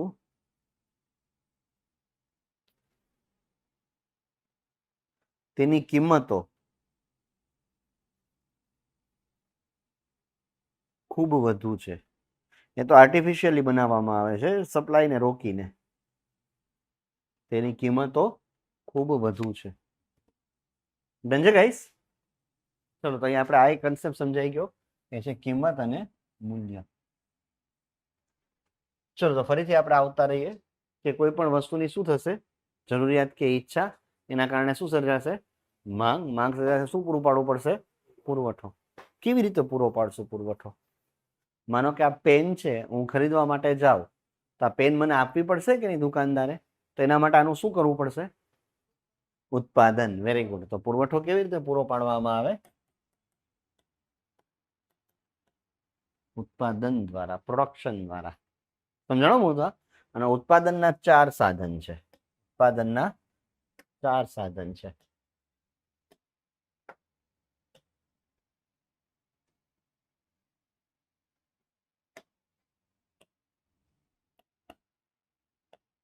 શ્રમ, મૂડી અને કદાચ તમે ચારેય નામ સાંભળેલા હશે કોમર્સની અંદર, 11મા ધોરણમાં આવે છે. ઉત્પાદનના 4 સાધન છે. કયા કયા? જમીન, શ્રમ, મૂડી અને નિયોજન. આનો મતલબ શું થાય કે આ 4 વસ્તુ ભેગી થાય તો જ કોઈ પણ વસ્તુનું ઉત્પાદન થાય. આ 4 વસ્તુ કઈ છે? માનો કે ફોર એક્ઝામ્પલ આ પોડિયમ છે લાકડાનું. તો આ પોડિયમ બન્યું કેવી રીતે? તો કે કોઈ વ્યક્તિએ, હમણાં લખવાનું નથી, હું તમને સમય આપીશ, આ તો બહુ મોટો ચાર્ટ બનશે, હમણાં કાંઈ લખવાનું નથી. આ લાકડાનું પોડિયમ બન્યું કેવી રીતે? તો કે કોઈ વ્યક્તિએ લાકડાનું ઝાડ હશે, પહેલા વૃક્ષ હશે, એને કાપ્યું, કોઈ બીજા એને આવો શેપ આપ્યો, એના પાટિયા બાટિયા બનાવ્યા, કોઈ તો કે એને જોઈન્ટ કર્યા, એને આવો બીજો આવો પર્ટિક્યુલર શેપ આપ્યો, એની ઉપર આ કલર કર્યો, ગ્લોસ કર્યો, એની ઉપર સ્ટીકર લગાડ્યું, માર્કેટિંગ કર્યું, તમારા સુધી પહોંચાડ્યું, વિતરણ કર્યું અને એનું વેચાણ કર્યું. સમજાણો મુદ્દા? તો એ દરેક વસ્તુ જે કાંઈ બને છે એમાં 4 વસ્તુ લાગુ પડે. એક તો સૌથી પહેલા કાચો માલ. અને આ પૃથ્વીમાં જેટલી પણ વસ્તુ તમારી આજુબાજુ તમને જોવા મળે છે એનો પ્રાથમિક કાચો માલ આપણને કોણે પૂરો પાડ્યો છે? કુદરતે. દરેક વસ્તુ તમને જે આજુબાજુમાં દેખાય છે એનો બેઝિક રો મટીરિયલ તો આપણે ક્યાંથી કાઢ્યું? કુદરતમાંથી. થાય છે ક્લિયર? પછી આ ચેર છે તો એમાં સ્ટીલ એ કુદરતમાંથી નીકળ્યું, એની અંદર જે ફોર્મ છે એ કુદરતમાંથી બન્યું, એનું ઉપરનું જે લેધરનું કવર છે એ કુદરતમાંથી બન્યું, અંદર લાકડું છે તો એ કુદરતમાંથી બન્યું, તમે જે કપડાં પહેર્યા છે એ કુદરતમાંથી બન્યા, તમારી પાસે જે કાંઈ ઇલેક્ટ્રોનિક સાધનો છે બધા એનું પ્રાથમિક સોર્સ તો શું છે? કુદરત. થયો કન્સેપ્ટ ક્લિયર? ઇવન આપણે જે ખાઈ પીએ છીએ, ઘઉં ચોખા, એ બધું જમીનમાંથી જ ઉગે છે. સમજાણો મુદ્દા?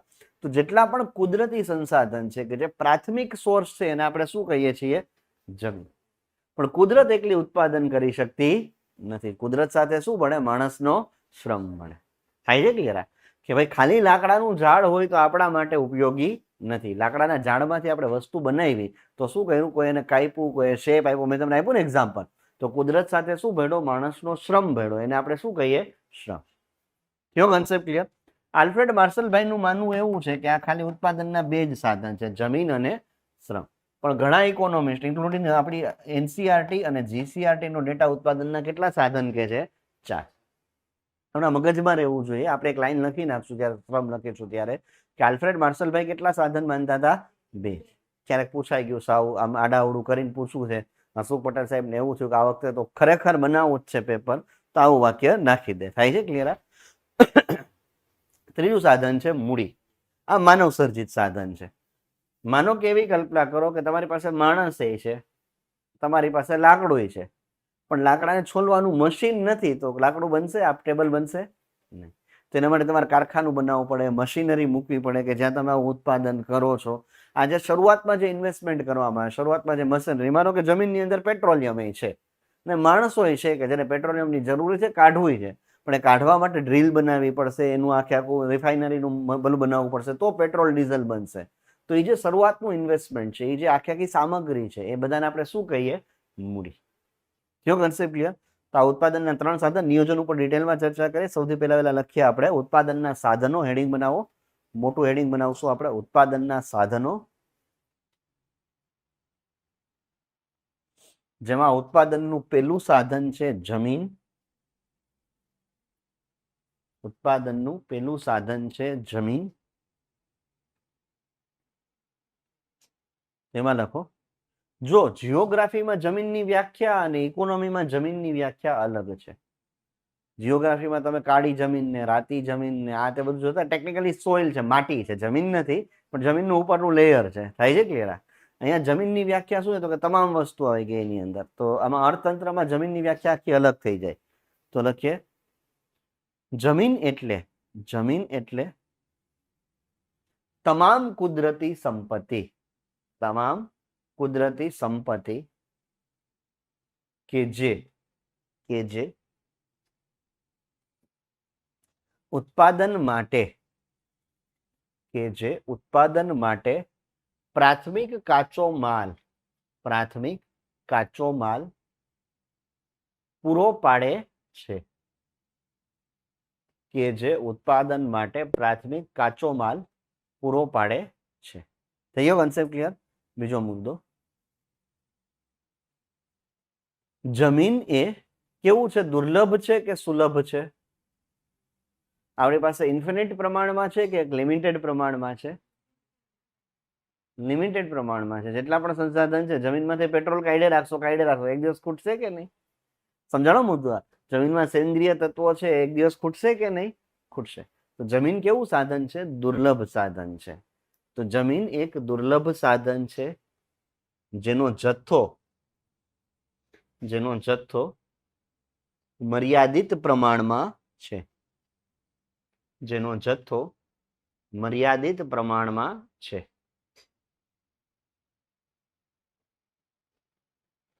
ત્યાર પછીનો મુદ્દો,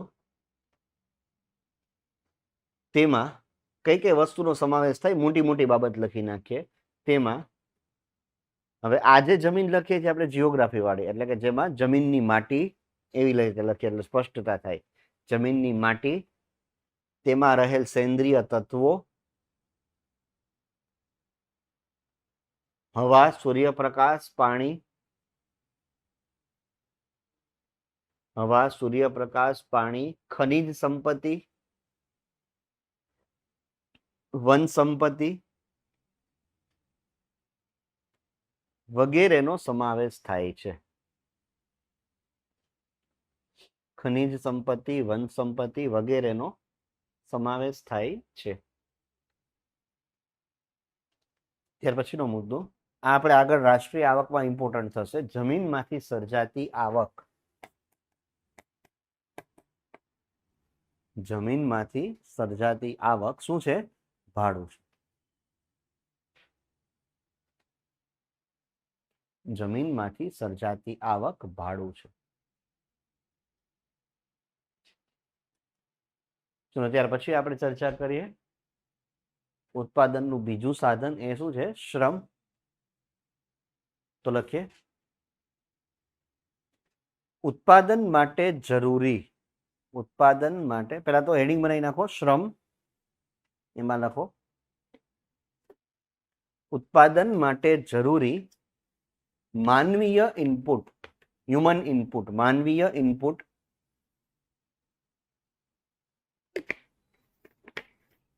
શ્રમ તરીકે ઓળખાય છે.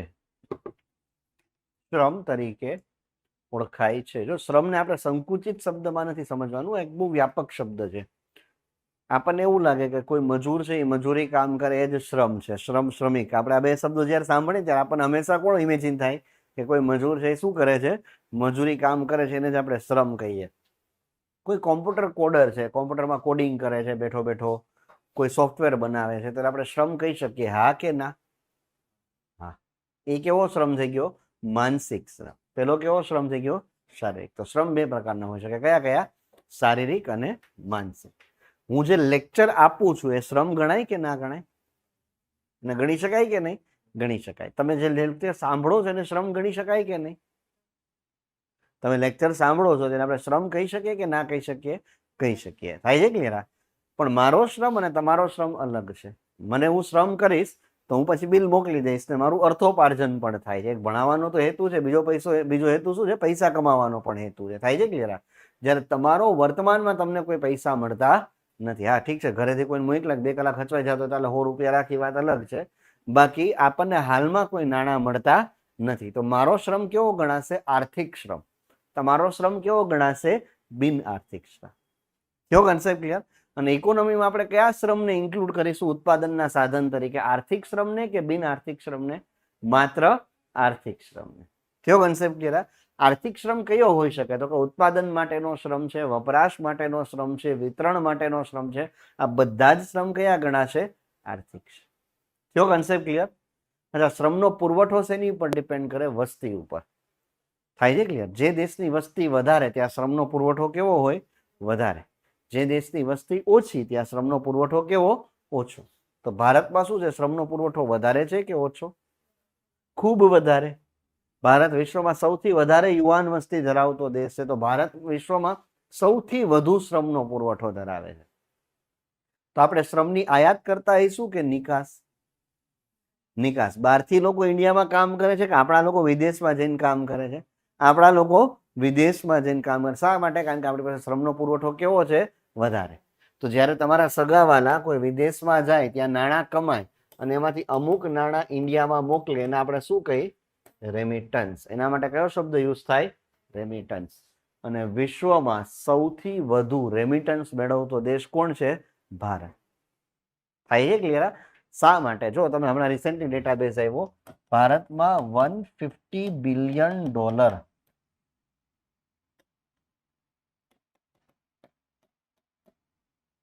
વાર્ષિક રેમિટન્સ મળી આપણને લાસ્ટ યર, આ વિશ્વમાં સૌથી વધારે છે આપણી રેમિટન્સની ઇન્કમ. થાય છે ક્લિયર? ડન. અને આની રિલેટેડ આપણે બીજા 2-4 ડેટાબેઝ છે, જોઈ લઈએ આની સાથોસાથ. તો લખીએ આપણે શ્રમ. લખ્યું ને, માનવીય ઇનપુટ શ્રમ તરીકે ઓળખાય છે. બીજો મુદ્દો, શ્રમનો પુરવઠો. શ્રમનો પુરવઠો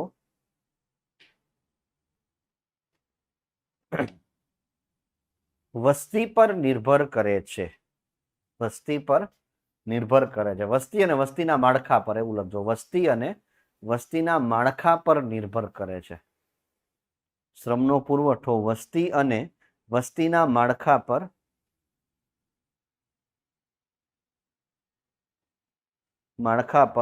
નિર્ભર કરે છે. વસ્તીનું માળખું એટલે શું? વસ્તી વધારે છે પણ બધી ગૌડી વસ્તી હોય તો શ્રમ ગણી શકાય નહીં, અથવા તો બધી બાળ વસ્તી હોય તો શ્રમ ગણી શકાય નહીં. વર્તમાન સમયમાં જે કાર્યરત ઉંમરની વસ્તી છે ને એ શ્રમ ગણાય છે. થાય છે ક્લિયર? બીજો મુદ્દો, ભારત વિશ્વમાં સૌથી વધુ યુવા વસ્તી, સૌથી વધુ યુવા વસ્તી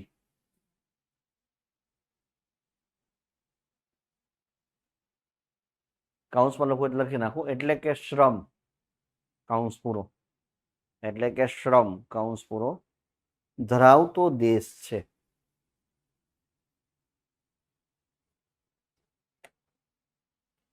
એક આ શબ્દ લખો, રેમિટન્સ.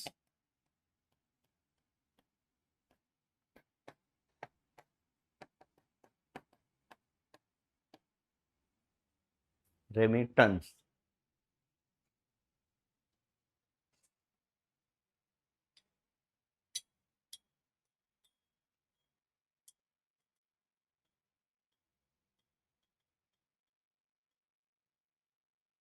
તો એને કઈ રીતે વ્યાખ્યાયિત કરી શકીએ? તો લખીએ, જ્યારે કોઈ એક દેશનો શ્રમિક, જ્યારે કોઈ એક દેશનો શ્રમિક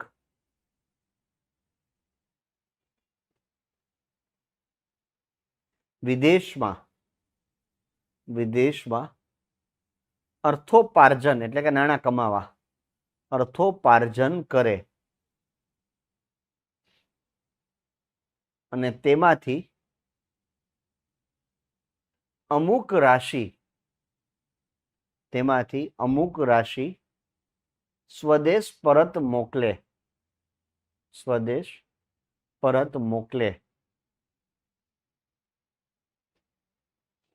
તો આ નાણાં રેમિટન્સ તરીકે ઓળખાય છે.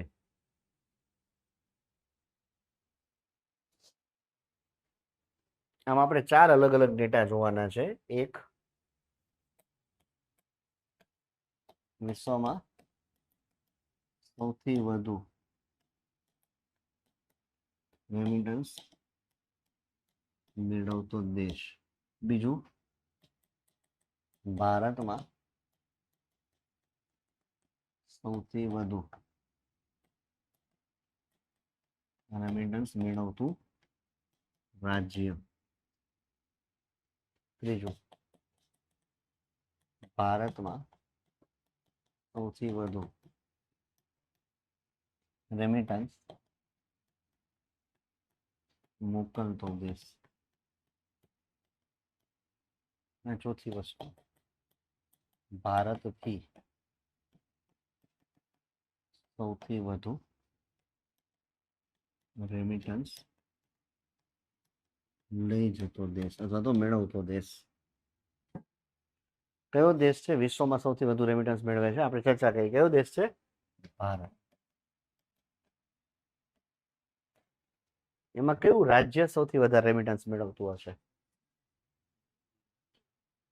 Very good, Kerala. કયું રાજ્ય સૌથી વધારે રેમિટન્સ મેળવે છે? કેરળ. કયા દેશમાંથી સૌથી વધારે પૈસા ઇન્ડિયામાં આવે છે? અગાઉ યુએઈ હતું પણ હવે કયું થઈ ગયું છે? યુએસએ.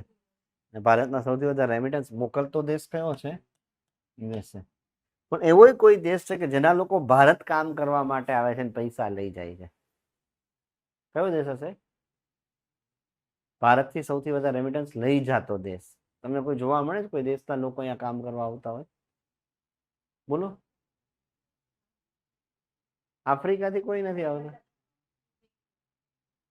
તિબેટિયન નહીં, નેપાળ. ડન. ઇવન નેપાળ અને ભૂટાનને તો આપણે આપણી ગવર્મેન્ટ જોબમાં અપ્રૂવ કરીએ છીએ, ખ્યાલ છે કે નહીં?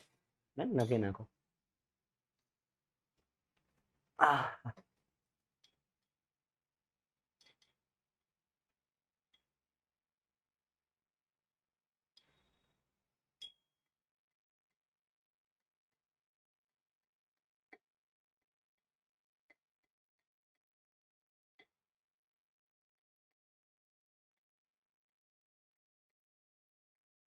બોલો પ્રશાંતભાઈ. કેમેરામાં બંધ થઈ ગયું કેમેરો? હા, એ તો હું આવીને બેસી ગયો એટલે લખીને પાછો, એટલે કોઈ વાંધો નહીં. હવે આપણે એવો કેમેરો મૂકવો છે જેમાં આખી આખી પેલી કવર થાય એટલે નહીં વાંધો આવે. ડન.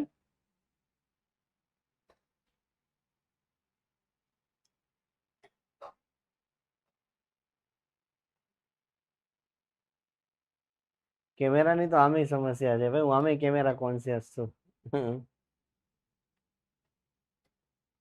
અને અત્યારે આજે નવી વ્યવસ્થાઓ આવી છે ને કેમેરા વાળા ફોનની, એમાં કોઈ લોકોની પ્રાઇવેસી એ બચી નથી. તમે ગમે ત્યાં બેઠા હોય તમારા ફોટા પડે, ગમે તે લોકોના તમને ફોનમાં તમારા ફોટા હોઈ શકે. થાય છે ક્લિયર?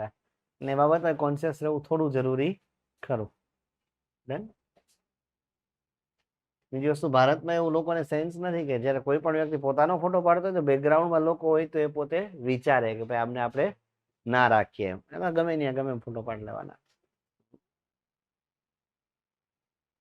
કેમેરો કેમેરો છે ભાઈ. ડન છે બેટા? લખાઈ ગયું બધાને? હા, ચલો પાછા આવતા રહીએ આપણી મૂળ ચર્ચા ઉપર. શ્રમને મળતી આવક શું છે? વેતન. તો લખીએ આપણે શ્રમને મળતા શ્રમને મળતા વળતરને, શ્રમને મળતા વળતરને વેતન કહે છે. શ્રમને મળતા વળતરને વેતન કહે છે. ત્યાર પછી એક વાક્ય લખી નાખીએ. પ્રોફેસર આલ્ફ્રેડ માર્શલ મુજબ, પ્રોફેસર આલ્ફ્રેડ માર્શલ મુજબ ઉત્પાદનના માત્ર બે જ સાધન છે. ઉત્પાદનના માત્ર બે જ સાધન છે, જમીન અને શ્રમ.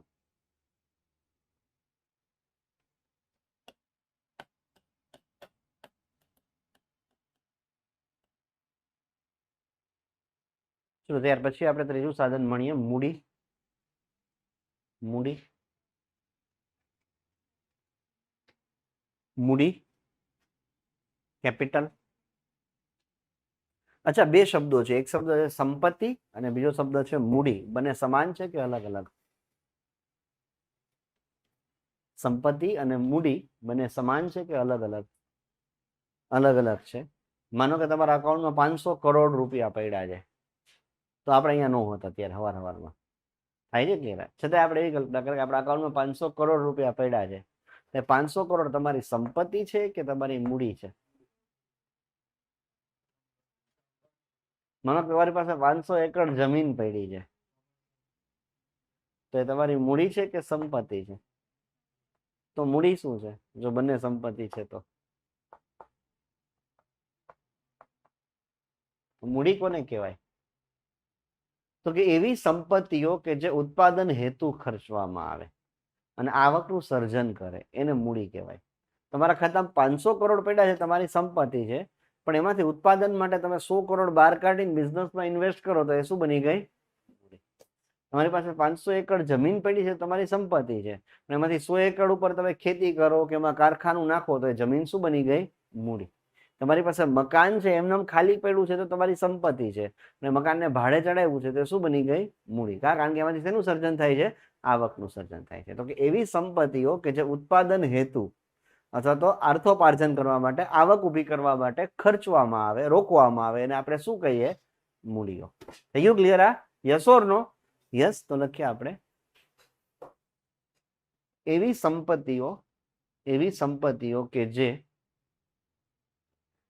સંપત્તિઓ કે જે ઉત્પાદન હેતુ રોકવામાં આવે, ઉત્પાદન હેતુ રોકવામાં આવે તેને તેને મૂડી કહે છે.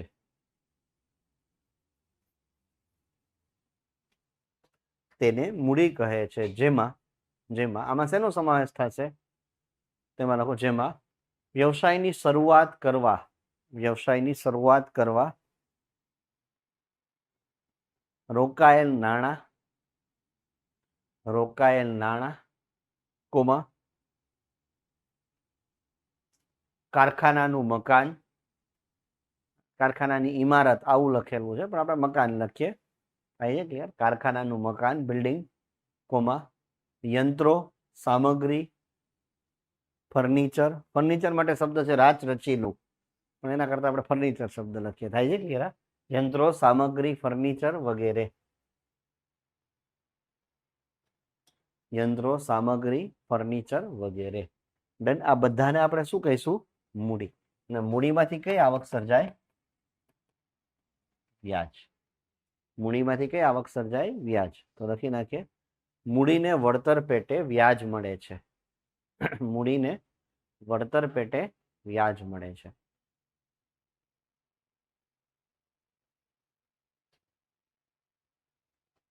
ઉત્પાદનનું ચોથું સાધન છે નિયોજન. ઉત્પાદનનું ચોથું સાધન છે નિયોજન. તો આ શું છે? નિયોજન. અચ્છા, તમારામાંથી કેટલા છોકરાઓને લાઈફમાં એવો વિચાર આવ્યો છે ગમે ત્યારે, નાનો મોટો, એક ક્ષણિક હોઈ શકે કે લાંબા ટાઈમ સુધી તમે મગજમાં રાખેલો હોઈ શકે કે આપણે બિઝનેસ કરવો છે લાઈફમાં? ક્યારે એવું મન થયું હોય બિઝનેસ કરવો, ચાલુ કરવાનું? હાથ ઊંચો કરો. Very good, very good. આમાં ઘણા એન્ટરપ્રેન્યોર છે. વેરી ગુડ બેટા. શેનું મન થયું હતું આપને? કયો બિઝનેસ? હોટેલ ચાલુ કરવી છે. વેરી ગુડ, ખૂબ સરસ. યસ. ફાર્માસ્યુટિકલ એટલે કંપની કે માર્કેટિંગ કે શું? પોતાની ફાર્મા કંપની જ બનાવી છે. ફાર્માસિસ્ટ છો તમે? ચલો, વેરી ગુડ. એક ફાર્મા કંપની બનાવવાની ઈચ્છા ધરાવે છે. યસ. શેનું? છાસવાલાની ફ્રેન્ચાઇઝી આઉટલેટ લેવાનું મન થઈ ગયું હતું. યસ જી. પાછળ કોઈને? હાજી. Spare parts, web marketing. Very good. એ પણ એક ઇમર્જિંગ સેક્ટર છે. આ સિવાય કોઈને? તમને મન થયું હતું ને? યસ. ફાર્મિંગ, ખેતી. વાહ, બહુ ઓછા લોકો અત્યારે આ જમાનાની અંદર. તમે એગ્રીકલ્ચર ભણેલા છો? બીએસસી એગ્રીકલ્ચર કરેલું છે? બોટની કરેલું છે. વેરી ગુડ, ખૂબ સરસ. ફાર્મિંગ રિલેટેડ અથવા તો કોઈ અલાઇડ ફાર્મિંગ એક્ટિવિટી હોય એવી પણ હોઈ શકે કે કોઈ બોટાનિકલ ગાર્ડન સ્પેશિયલ બનાવવું છે કે કંઈક એવું કંઈક બનાવવું છે, એવી કંઈક અલાઇડ ફાર્મિંગ એક્ટિવિટી દરેક વ્યક્તિને ક્યારેક ક્યારેક આવું મન થતું. એવી કલ્પના કરો કે મને એવું થાય કે આમાં કઈ મજા આવતી નથી, કંઈક નવું કરીએ.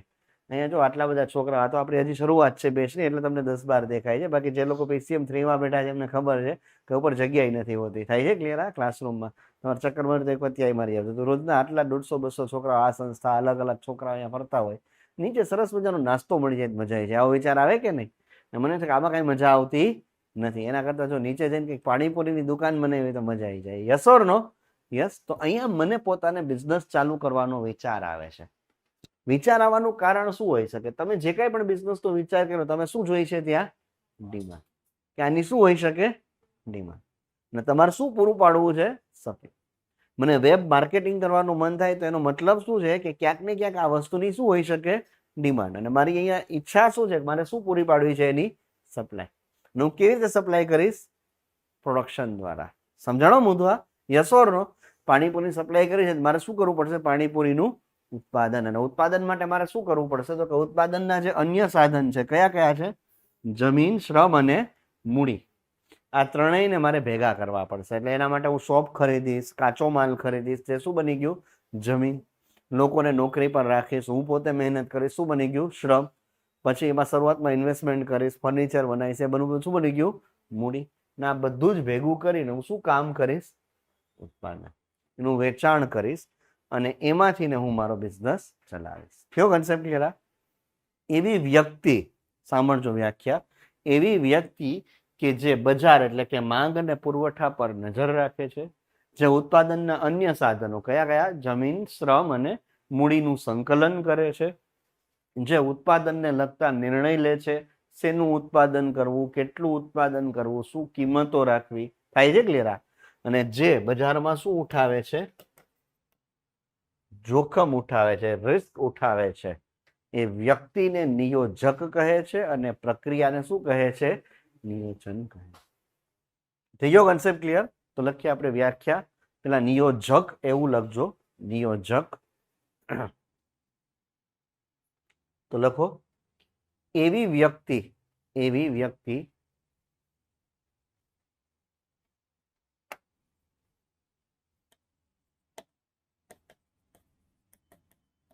કે જે બજાર એટલે શું થયું, માંગ અને પુરવઠો પર નજર રાખે છે,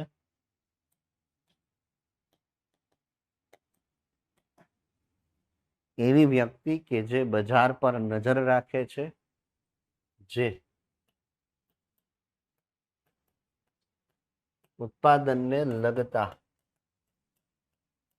અન્ય સાધનો, ઉત્પાદનને લગતા અન્ય સાધનો કયા કયા હશે, જમીન, શ્રમ અને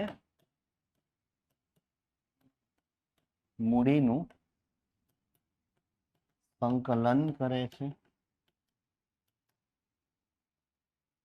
ઉત્પાદનને લગતા અન્ય સાધનો કયા કયા છે, જમીન, શ્રમ અને મૂડીનું સંકલન કરે છે, જે ઉત્પાદનને લગતા નિર્ણયો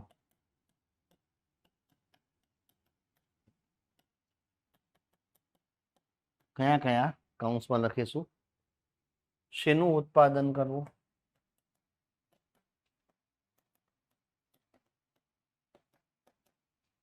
કેટલું ઉત્પાદન કરવું,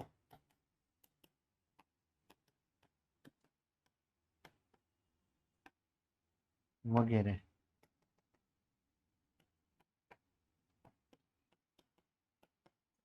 લે છે, વગેરે લે છે. શેનું ઉત્પાદન કરવું, કેટલું ઉત્પાદન કરવું વગેરે ડિસિઝન લે છે, જે કિંમતો નક્કી કરે છે, જે કિંમતો નક્કી કરે છે, બજારમાં જોખમ ઉઠાવે છે, બજારમાં જોખમ ઉઠાવે છે, અને વળતર પેટે શું મેળવે છે, નફો મેળવે છે. વળતર પેટે નફો મેળવે છે. તે વ્યક્તિ નિયોજક અને પ્રક્રિયા નિયોજન તરીકે ઓળખાય છે. પ્રક્રિયા નિયોજન તરીકે ઓળખાય છે.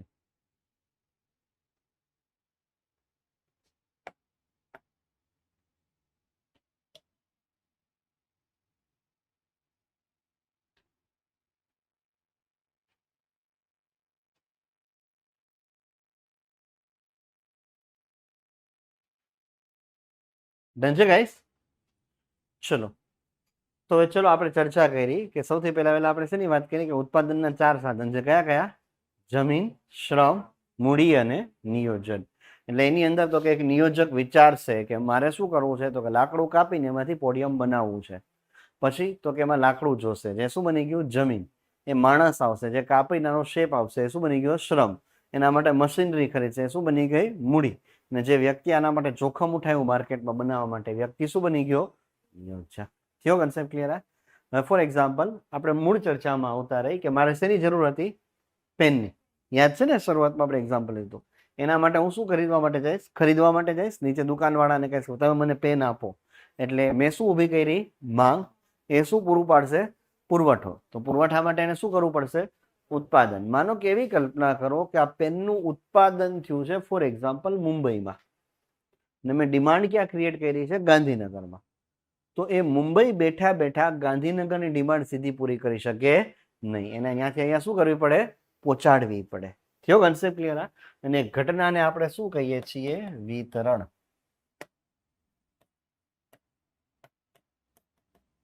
એટલે આર્થિક પ્રવૃત્તિ ખાલી ઉત્પાદન નથી, કઈ છે? વિતરણ પણ છે.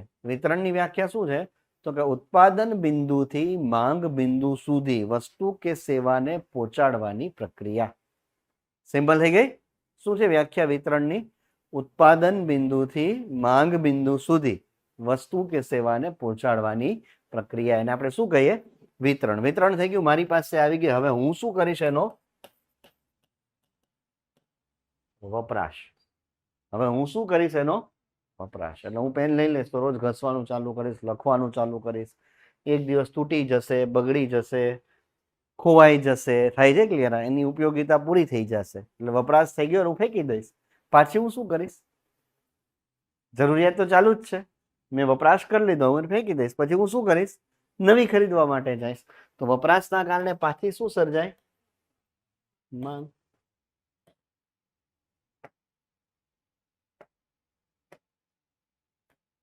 લે, વપરાશના કારણે પાછી શું સર્જાય? માંગ. માંગ સર્જાય તો શું પૂરું પાડવું પડે? પુરવઠો. કેવી રીતે પૂરો પાડશું? ઉત્પાદન દ્વારા. ઉત્પાદન શેમાંથી કરીશું? એના 4 સાધન કયા કયા છે? જમીન, શ્રમ, મૂડી અને નિયોજન. ઉત્પાદન થાય તો શું થાય? વિતરણ થાય. વિતરણ થાય તો શું થાય? વપરાશ થાય. વપરાશ થાય તો પાછી શું સર્જાય? સિમ્પલ છે. તો અર્થશાસ્ત્ર શું છે?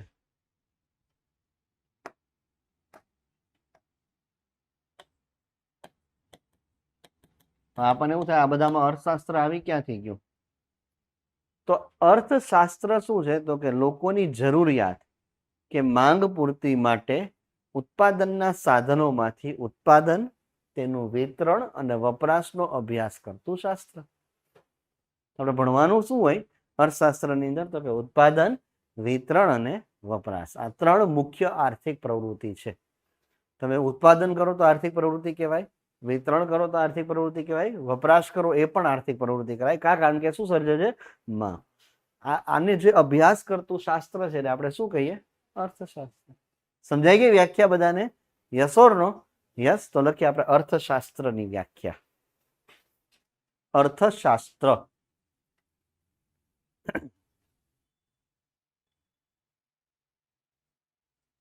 એમાં લખો, લોકોની જરૂરિયાત કે માંગ પૂરતી અર્થે, લોકોની જરૂરિયાત કે માંગ પૂરતી અર્થે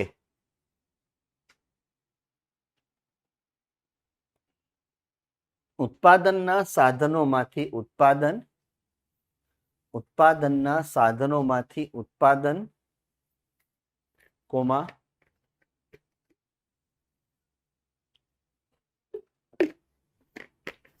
તેનું વિતરણ અને તેનું વિતરણ અને વપરાશ,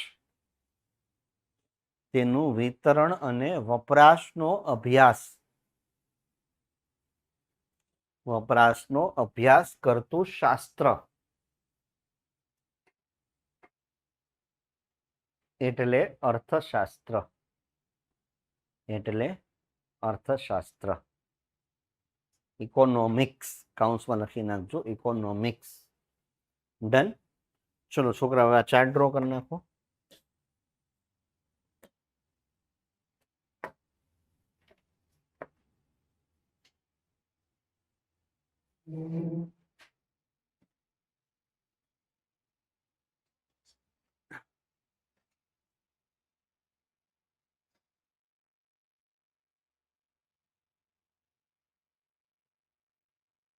સિલેબસ છે કોઈની પાસે જીપીએસસી નો? ઓનલાઈન ઓફલાઈન ગમે તે ચાલે, આ ડિજિટલ યુગમાં ફોનમાં હોય તોય ચાલે. છે છોકરાઓ?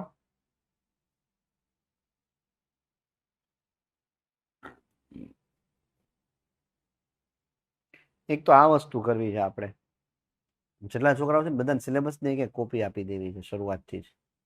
સિલેબસ તો હોવો જ જોઈએ ને સાથે. હે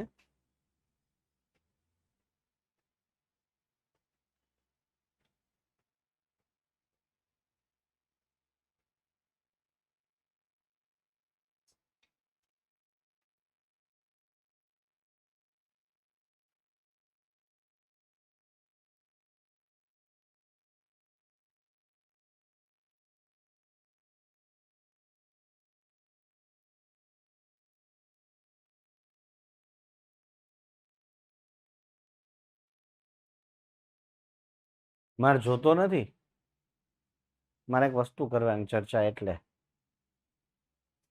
મને તો મોઢે થઈ ગયો છે હવે આટલા ટાઈમમાં તો.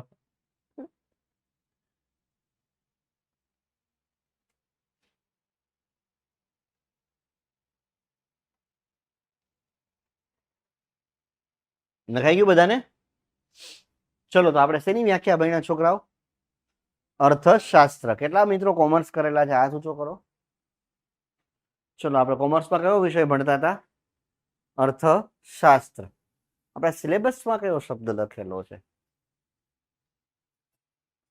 સિલેબસમાં કયો સબ્જેક્ટ છે કોઈની પાસે સિલેબસ? જુઓ, કા ઓનલાઈન છે, ડાઉનલોડ કરો, ગમે ત્યાંથી જોઈને મને જવાબ આપો. સિલેબસમાં કયો શબ્દ યુઝ કર્યો છે? અર્થતંત્ર શબ્દ છે. ભારતીય અર્થતંત્ર અને આયોજન. કયો શબ્દ યુઝ કર્યો છે? ભારતીય અર્થતંત્ર અને આયોજન. તો અહીંયા એક નવો શબ્દ યુઝ કર્યો છે, અર્થતંત્ર. આપણે ચર્ચા કરી અર્થશાસ્ત્ર, જેને આપણે અંગ્રેજીમાં શું કહીએ? ઇકોનોમિક્સ. સિલેબસમાં કયો શબ્દ છે? અર્થતંત્ર અથવા તો અર્થવ્યવસ્થા. જો તમને ઘણા પુસ્તકોમાં આવું લખેલું હશે, અર્થવ્યવસ્થા. આ હિન્દી શબ્દ છે, અર્થતંત્ર ગુજરાતી શબ્દ છે, જેને આપણે શું કહીશું? ઇકોનોમી. આ બંને સમાન છે કે અલગ અલગ? અલગ અલગ છે તો શું તફાવત છે? ગુડ, ઘણા નજીક છો. આર્ટ્સ વાળા કેટલા છોકરાઓ છે? કયો વિષય હતો આર્ટ્સમાં આપનો? આર્ટ્સમાં ઇકોનોમી હતો આપનો? ઇકોનોમી હતો. ચલો વેરી ગુડ. તો તમે લોકો તો વધારે કોન્ટ્રીબ્યુશનની અપેક્ષા છે. જી તમારું? 3 છોકરાઓ આર્ટ્સમાં ઇકોનોમી. આ તો કેવી કે ગજબ ઘટના કહેવાય. આવું તો ક્યારેય નથી થયું મારી પાસે. હે, ચલો વેરી ગુડ. તો તમારા લોકોના તો જ્ઞાનનો આપણે વિશેષ લાભ લઈશું. હે, તો બોલો શું ડિફરન્સ છે? યસ સર, પૂરું થઈ ગયું. પૂછોમાં તો વધારે સારું. કા જેવું હતું એ 3 વર્ષ કાઢી લીધા. ચાલુ છે કે નીકળી ગયા? નીકળી ગયા ને? બસ તો સર પતી ગયા. પૂરું થયું. હવે જે હતું હવે બસ ભૂલાય એની રાહ જોઈએ છીએ. ક્યારે જીવનમાંથી એક કાર્ડ છે મગજમાંથી નીકળે. યસ, તમે કયો બેટા. અચ્છા, કોઈ લિટરેચર વાળું હોય, એક માનો કે ભાષા છે અને એક શબ્દ છે વ્યાકરણ. વ્યાકરણ અને સાહિત્ય, બંનેમાં શું તફાવત છે? તો વ્યાકરણ છે શું છે? નિયમ છે. છંદના નિયમ હોય, સમાસના નિયમ હોય. થાય છે ક્લિયર? તમે ભણ્યા છો 8મા 9મા 10મામાં વ્યાકરણ તો ભણ્યા જ છો ને? સંસ્કૃતમાં, હિન્દીમાં, ગુજરાતીમાં, અંગ્રેજીમાં દરેક વિષયને પોતાના વ્યાકરણ હોય. દરેક વિષયને વ્યાકરણના શું હોય? નિયમો હોય. ના નિયમોનો ઉપયોગ કરી અને જે બને એને આપણે શું કહીએ? સાહિત્ય. બધી કૃતિઓ રચાય. આ જ છંદના નિયમથી કોઈ વ્યક્તિ અલગ કૃતિ રચી શકે, કોઈ વ્યક્તિ અલગ કૃતિ રચી શકે, કોઈ અલગ સાહિત્ય રચી શકે, કોઈ અલગ સાહિત્ય રચી શકે. સમજાણો મુદ્દો આ? તો જેવી રીતે વ્યાકરણ નિયમો છે અને સાહિત્ય એનું ઇમ્પ્લિમેન્ટેશન છે, એવી રીતે અર્થશાસ્ત્ર શેની વાત કરે છે? તો કે તે નિયમો અથવા સિદ્ધાંતોની ચર્ચા કરે છે.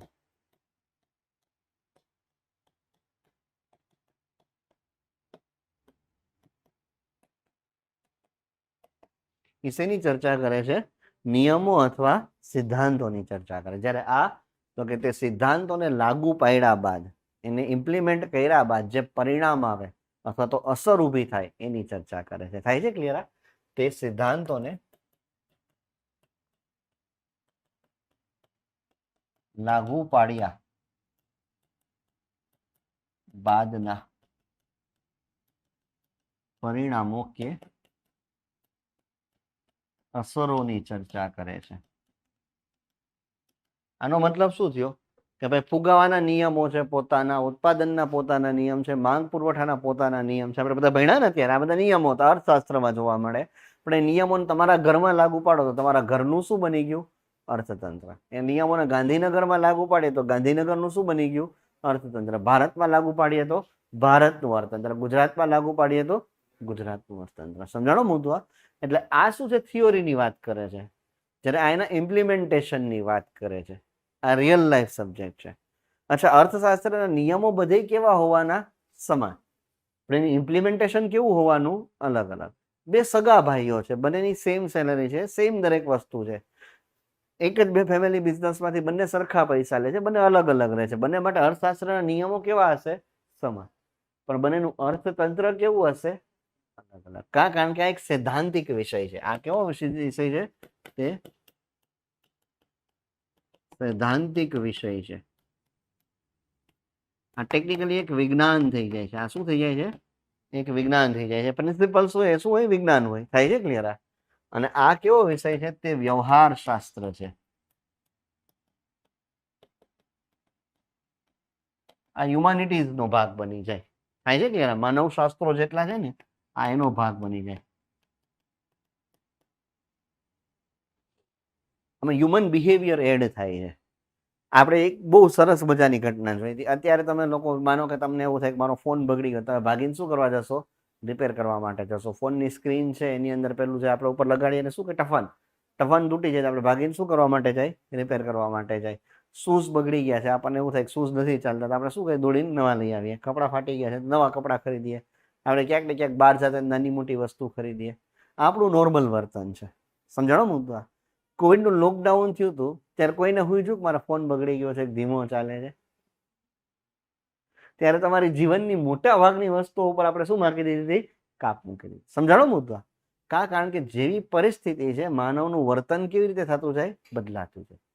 તો આ કેવું શાસ્ત્ર છે? વ્યવહાર શાસ્ત્ર છે, હ્યુમાનિટીઝ છે. એ હ્યુમન બિહેવિયર રિલેટેડ છે. જેમ જેમ હ્યુમન બિહેવિયર ચેન્જ થાય એમ એમ અર્થતંત્ર શું થતું જાય? ચેન્જ થતું જાય. જો આપણા માતા પિતાનું બિહેવિયર એના સમયની અંદર અલગ હતું.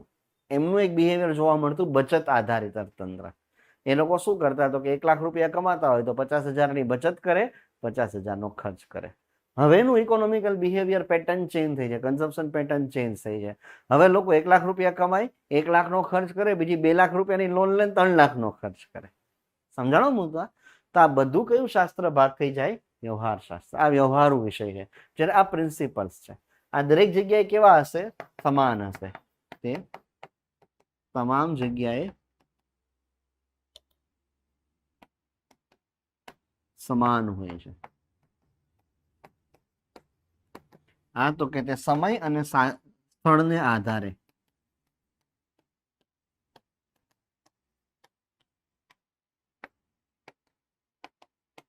પરિવર્તન હોય છે, પરિવર્તન ધરાવે છે, અથવા તો વિવિધતા ધરાવે છે. ડન. હવે મેઇન મુદ્દો કહું.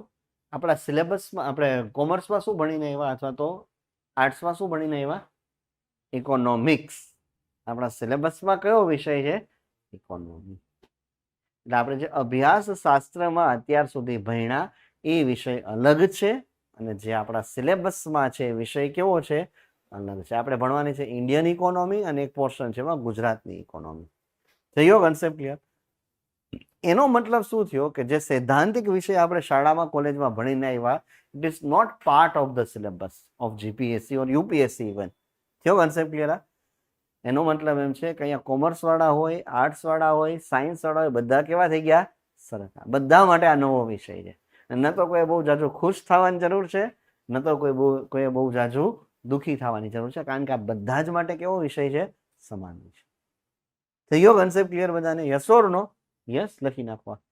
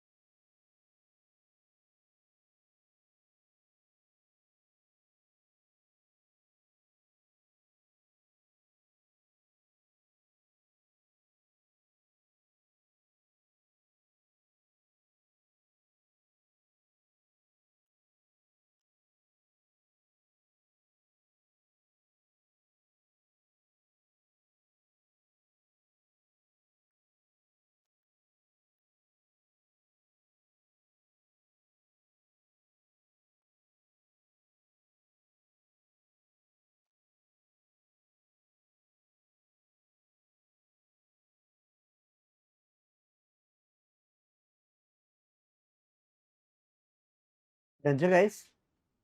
ચલો તો અહીંયા આપણે આજના દિવસમાં આટલું રાખીએ, કારણ કે હવે પછીનો ટોપિક છે આખું અલગ જ ડિસ્કશન છે. ડન. ચલો તો આજના દિવસમાં ભણ્યા એમાંથી કોઈ ચર્ચા, કોઈ વાદ વિવાદ, સંવાદ, કાંઈ નો સમજાણું હોય, કાંઈ ચર્ચા કરી, પ્રશ્ન પૂછવો હોય તો એક નજર નાખી લો, પ્રશ્ન પૂછી લો. કેટલા પેજીસ થયા નોટ્સના એક લેક્ચરમાં? 3-4 પેજ થયા ને. આપણે લગભગ 170-80 થી 200 પેજ સુધી પહોંચશે આપણી નોટ્સ. ડન. આખી બનશે ને આખા સબ્જેક્ટની, તો એટલે નોટ્સ બનશે. પ્લસ તમને 3-4 પીડીએફ મળશે. એ ડાયનેમિક પીડીએફ હોય છે. જ્યારે નવા જે એક ડેટાબેઝ આવતું હોય ને, એ આપણે ડાયરેક્ટલી પીડીએફના ફોર્મમાં આપી દેતા હોય, કે જેથી તમે એને અપડેટ કરી શકો તમારી નોટને. નોટ બને ત્યાં સુધી તમારી ડાયનેમિક રાખજો. એટલે કોઈ પેલી નોટબુક આવે ને એવી ના રાખતા. પોસિબલ હોય તો પેલી સ્પાઇરલ આવે, અથવા તો ડાયરેક્ટ પેજીસ જ રાખવાના. A4 સાઇઝના પેજીસ હોય, આખું બંચ લઈ લેવાનું, ચેપ્ટર વાઇઝ સ્ટેપલર મારતા જવાના. ડન. છેલ્લે બધાનું સ્પાઇરલ કરી નાખવાનું, ફાઇલિંગ કરવાનું અત્યારે. એનાથી શું થશે, તમારે કોઈ વચ્ચે એડ કરવું છે પેજ, કે કોઈ રિમૂવ કરવું છે, કોઈ નવા ટોપિક વચ્ચે નાખવા છે, તમે નાખી શકો. કારણ કે આ વિષય ડાયનેમિક છે. જેટલો વિષય ડાયનેમિક હોય, આપણી નોટે કેવી હોવી જોઈએ? ડાયનેમિક હોવી જોઈએ. આપણે જે કન્વેન્શનલ આપણે કરતા હતા જે કોલેજોની અંદર ને સ્કૂલની અંદર, કે પેલી આકેલી બુકો 100 પેજની, 200 પેજની લઈ આવતા હતા, અહીંયા ના કરવું જોઈએ. અહીંયા આપણે શું કરવું જોઈએ? એને ડાયનેમિક બનાવવું જોઈએ. થાય છે ક્લિયર? ચલો, આ સિવાય કોઈ પ્રશ્ન હોય તો પૂછી લો. શું લાગે છે, ફાવશે ભણવાનું ઇકોનોમિક્સ? હે? જે લોકો બાર ટૂંકા બીજી કોઈ શાસ્ત્ર શાખામાંથી છે એમને કમ્ફર્ટેબલ છો ગાઈસ? ડન. ચલો તો મળીએ.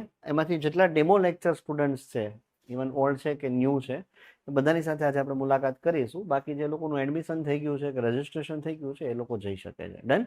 તો 1 મિનિટ ખાલી હું પેલા બોલાવી લઉં પ્રશાંતભાઈને. અને તમારા લોકોની ટેસ્ટ ને આન બાકી શેડ્યુલ ને બધું તો ટેલિગ્રામ ચેનલ ને બધું ચાલુ થઈ ગયું છે કે શું છે કન્ડિશન? થઈ ગઈ છે ચાલુ ટેલિગ્રામ ચેનલ? કેટલા લોકો છે ટેલિગ્રામ ચેનલમાં? હાથ ઊંચો કરો. ઓકે, તો બાકી બધાને એડ કરવાની પ્રક્રિયા ને બધું અત્યારે આપણે કરી નાખીએ. ડન. તમને માહિતી મળતી આવતા વીકની, કારણ કે આજે આવતા વીકનું શેડ્યુલ મળશે.